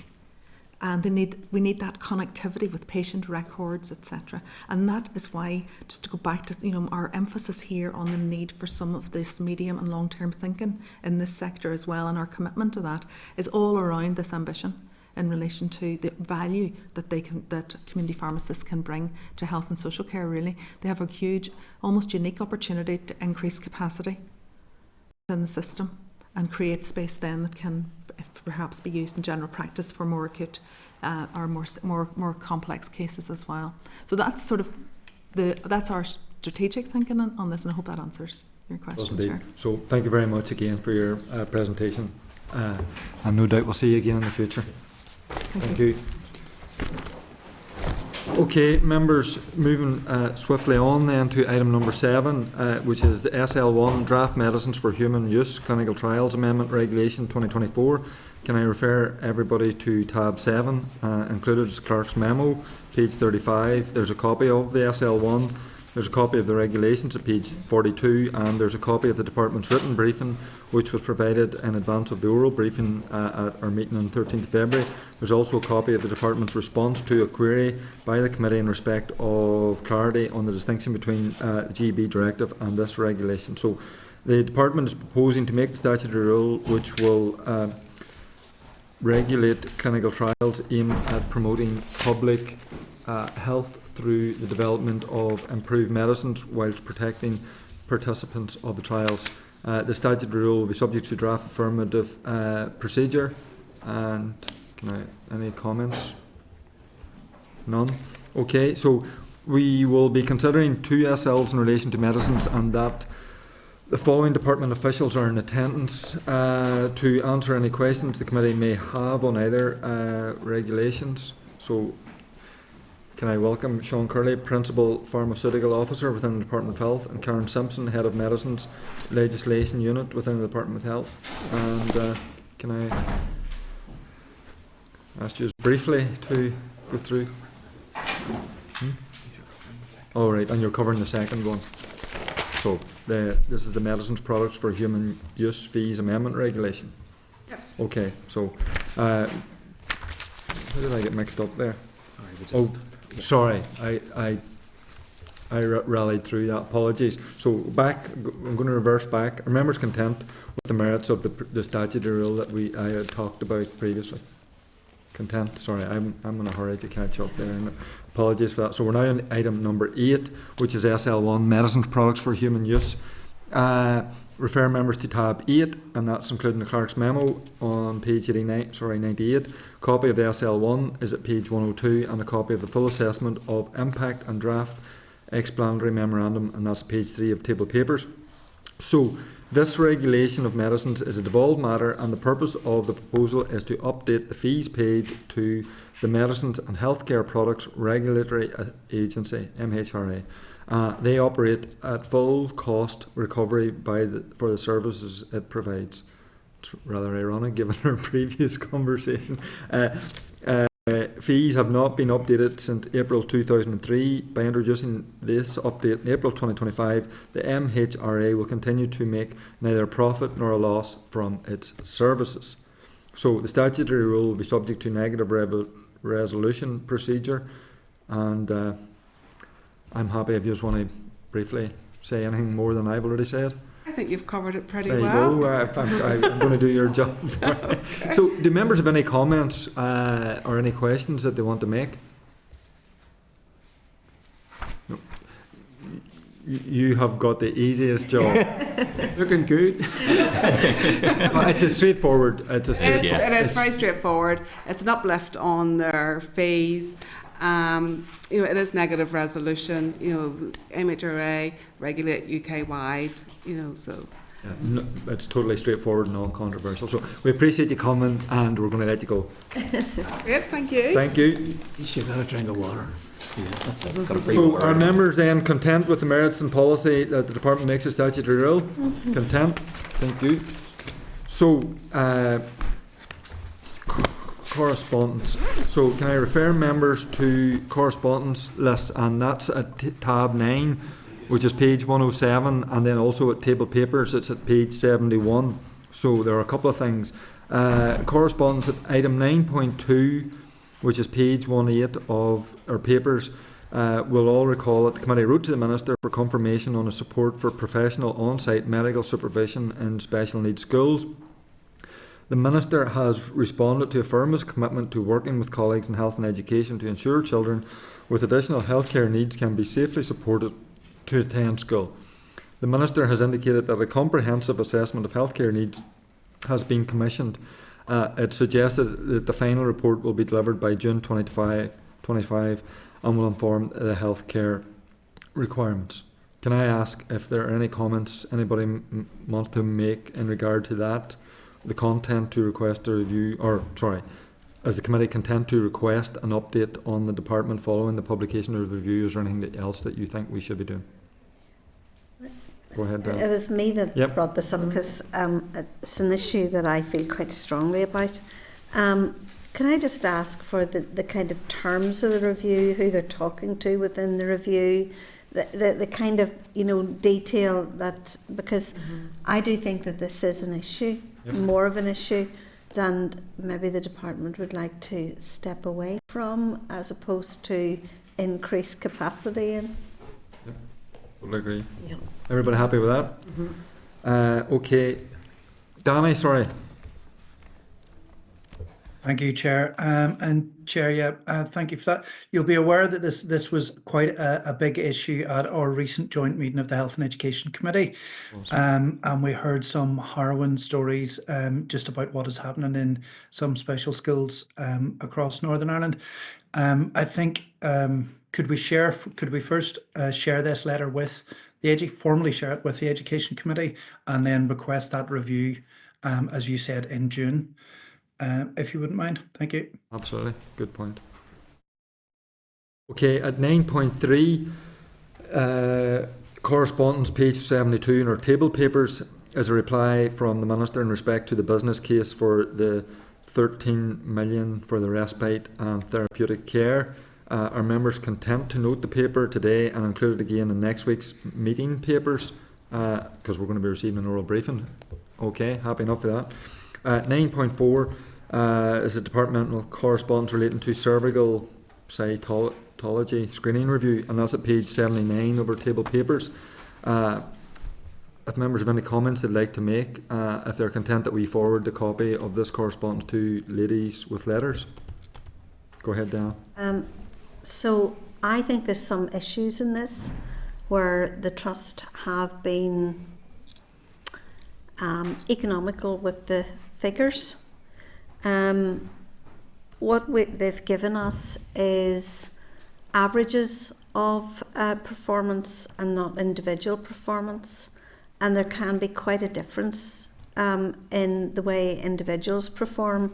So somebody could be performing at 98% and somebody be performing much, much lower down the scale, and I don't think that's enough information.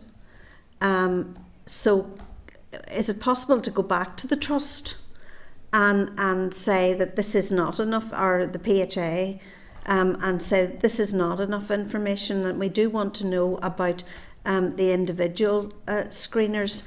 When we looked at the report done into the Southern Trust issue, we found that some screeners were barely performing at 50% and some screeners were performing above and beyond.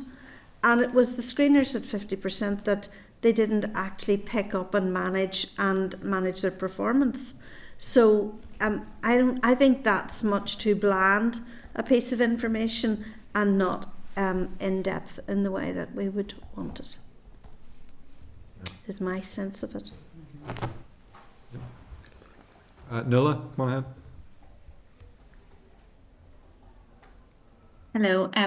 Yes, when we last had questions at this, it took place at Daisy Hill Hospital, and some considerable time was actually given to the Trust in particular, and the Public Health Agency as well, with questions around this. And there was some things that we had asked that were new on the day, like for example, and it's not really contained within the answers there about management around when the trust became aware, and the PHA had said that prior to, I can't remember which year it was, but prior to it becoming public knowledge and of the consecutive failings in the screening performance, that the PHA did actually refer to the trust the issues with individuals. And then we didn't, and then we asked the trust about that, and they weren't aware because nobody at the time was around to answer any of the questions. And I think it really, we needed to delve into it much more, but we were there for a good few hours, to be fair to them. And I think this is worth coming back to at a later date. And I wonder if we can, that's why I'm bringing it up under this item, if we can go back to this issue, because I understand that they were taking 2 phases, and the first one, rightly so, was about the patients and it making sure everyone was rescreened, screened, etc. But then the second was, trying to figure out what happened and ensuring that it doesn't happen again, improving standards, etc. But we really didn't get a lot of answers because there wasn't anyone there who had previously been there before. And I think it's worthwhile that we explore this again. And I don't know if it's whenever they've completed phase 2, but I think it does need to come back to committee because there were questions, and especially if the minister is not going to give a public inquiry, because we still need to push on some of the answers that were given at the committee at that time. And I don't know how others feel about that and how it fits in with our timeframes, but I just wonder if the clerk could get that in, and if the chair would agree to come back to this issue. Yep. We are due an additional response. Okay. There's something they said they haven't been able to provide just yet that is due to come, so it will come back to the committee, but we'd be happy to look at how we might facilitate that. But can we go back to them in the meantime and ask for a more fulsome response and not as wide-ranging a response as they gave? I think it will be a good idea to come back to it, particularly when the reviews by those from England, Scotland and Wales are done, and that we get some sense of what they're saying, and whether it answers the questions that still remain over this issue. And we should never ever forget there are women who have had terribly invasive procedures because of this. There are women who, one woman who was there on the day was part of this review, and she was going into hospital the next day for hysterectomy. And there are women who have passed away and families who have no mums. And it's really important that we get to the bottom of it. Yep. Colin? Yeah, Jared, just to comment on the back of both those, it just again points to the need for a public inquiry whenever we're asking questions and we can't even get the right answers. And many of the personnel have moved on with changes in management structures. It's just going to become even more difficult to get the answers that are desperately needed. And I think, if anything, we'll wait maybe to that next round of information, but I think there comes a point where maybe this committee has to decide whether our position is that we want to see a public inquiry, and we should request that off the minister to get the direct answer as to whether it will be there or not. Okay. Fair enough. I wanted to raise, we had wrote to the department in relation to the disparity in figures with regard to the cost of period products as well. So they've responded to us.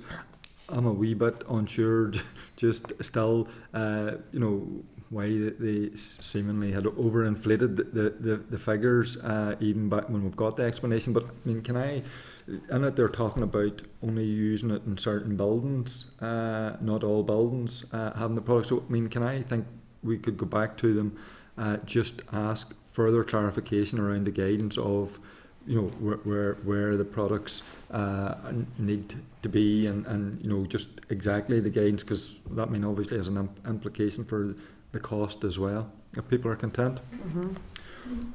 Okay, and Danny wanted in as well. Sorry, Danny, 9.4, the sickness report. No, sorry, Chair. I think I'd maybe just lost my way just in the correspondence there. Oh. I'm grand, thank you. No bother. So, forward work programme, members, can I refer everybody to that at tab 10, it's page 219. A list of all our proposed visits, events and external meetings as requested is now at page 225, so it's separate. It's included, but it's also separate there as well for handiness.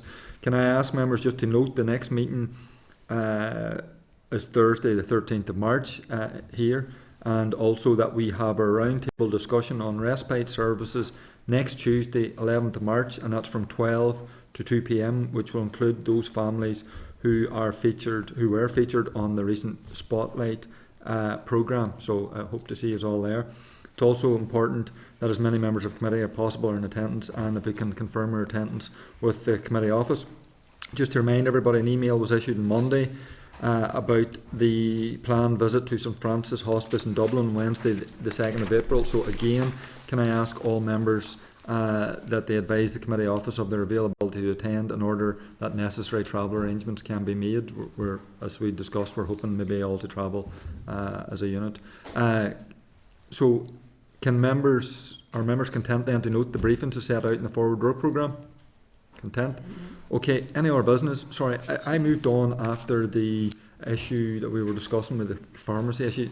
Diane had raised the thing about transformational bids, so I mean I think that's certainly an action that we should write in relation to what they've done, what bids, transformation bids the department have put in to the transformational fund for across the health service. I think that would be useful over and above. I can't remember the specific issue, Dan, that you was. It was really about the e-prescriptions, just Okay. and that those digital platforms that are needed to have that integrated system that connects with GPs as well. So it's really around that digitisation that allows the pharmacies to progress. Yeah.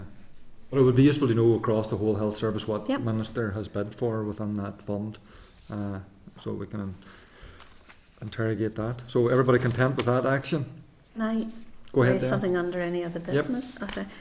So I know everybody will have been approached at this as well by groups who have missed out on the core funding, and I was wondering, is it possible for the committee to agree a committee motion around the issue, so that we could maybe raise it in the plenary and get some response from the Minister.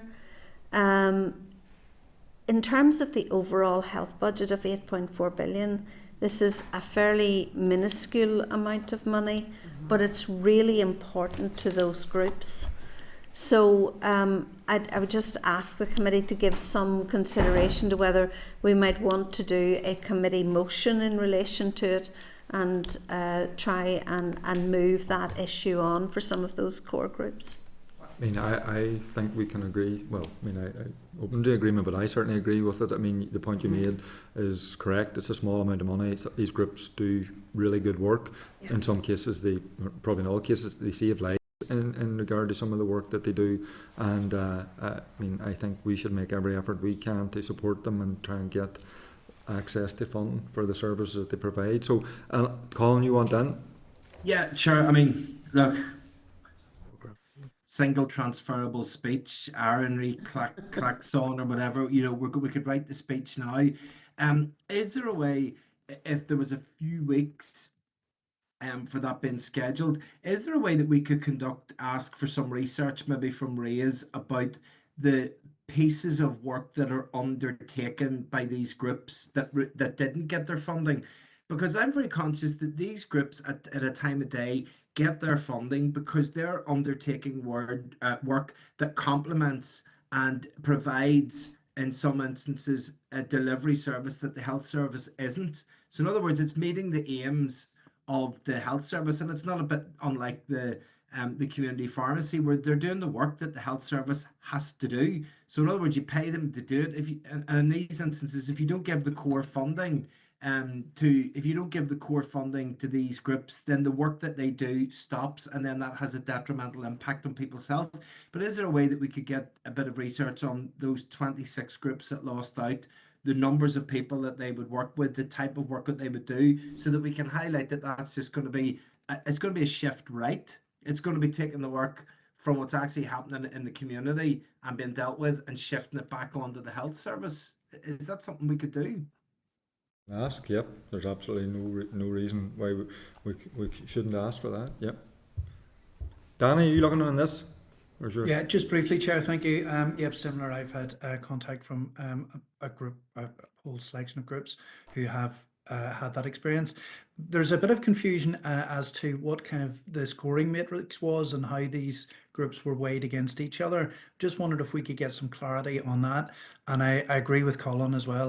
There must be a cost of losing these services, and what is the actual cost of losing these services? Is this, this could be a financially quite a bad situation for the department, because obviously it's going to land on the department at the health service in some other area. Thank you. I mean, that point about the criteria being applied is very important too. I mean, because these groups do great work, so it would be interesting to see just exactly how the criteria is applied. Clerk's just indicated it could take 3 weeks for research. So, I mean, can I suggest that the committee staff work on the wording or proposed wording of a motion for next week, so that at next week's meeting we can agree the wording of the motion, and then obviously then it needs to be scheduled, so that would fit in with the 3 week timeline, and then we hopefully all parties represented can agree at the business committee to get it on prioritised. Yeah, go ahead, Orly. Yeah, so I think that also the groups that have been affected and the groups that have lost out, I'm sure they would be happy to send us, because they'll have a lot of that information that Colin was asking for. And then on the point around the criteria, we received a letter back that we had sent in, just obviously from the party, and Mike Nesbitt when those some of those groups lost out the other week, and it was asking those questions around the criteria. So I'm happy to share the response just come through yesterday. But basically all it's saying, it's reverting us back to the list of criteria that's on the website that sets out all the guidance. So, but it might be handy for people you can run your eye over it, and it'll give you a sense of what we'll probably get back in the debate, but if we're across that detail before we go into the motion, it would be, so I'll share that with Keith and you can share it with members. Brilliant. Everybody content? Okay, so date time of meeting is next Thursday, 2 p.m. See you all next week then.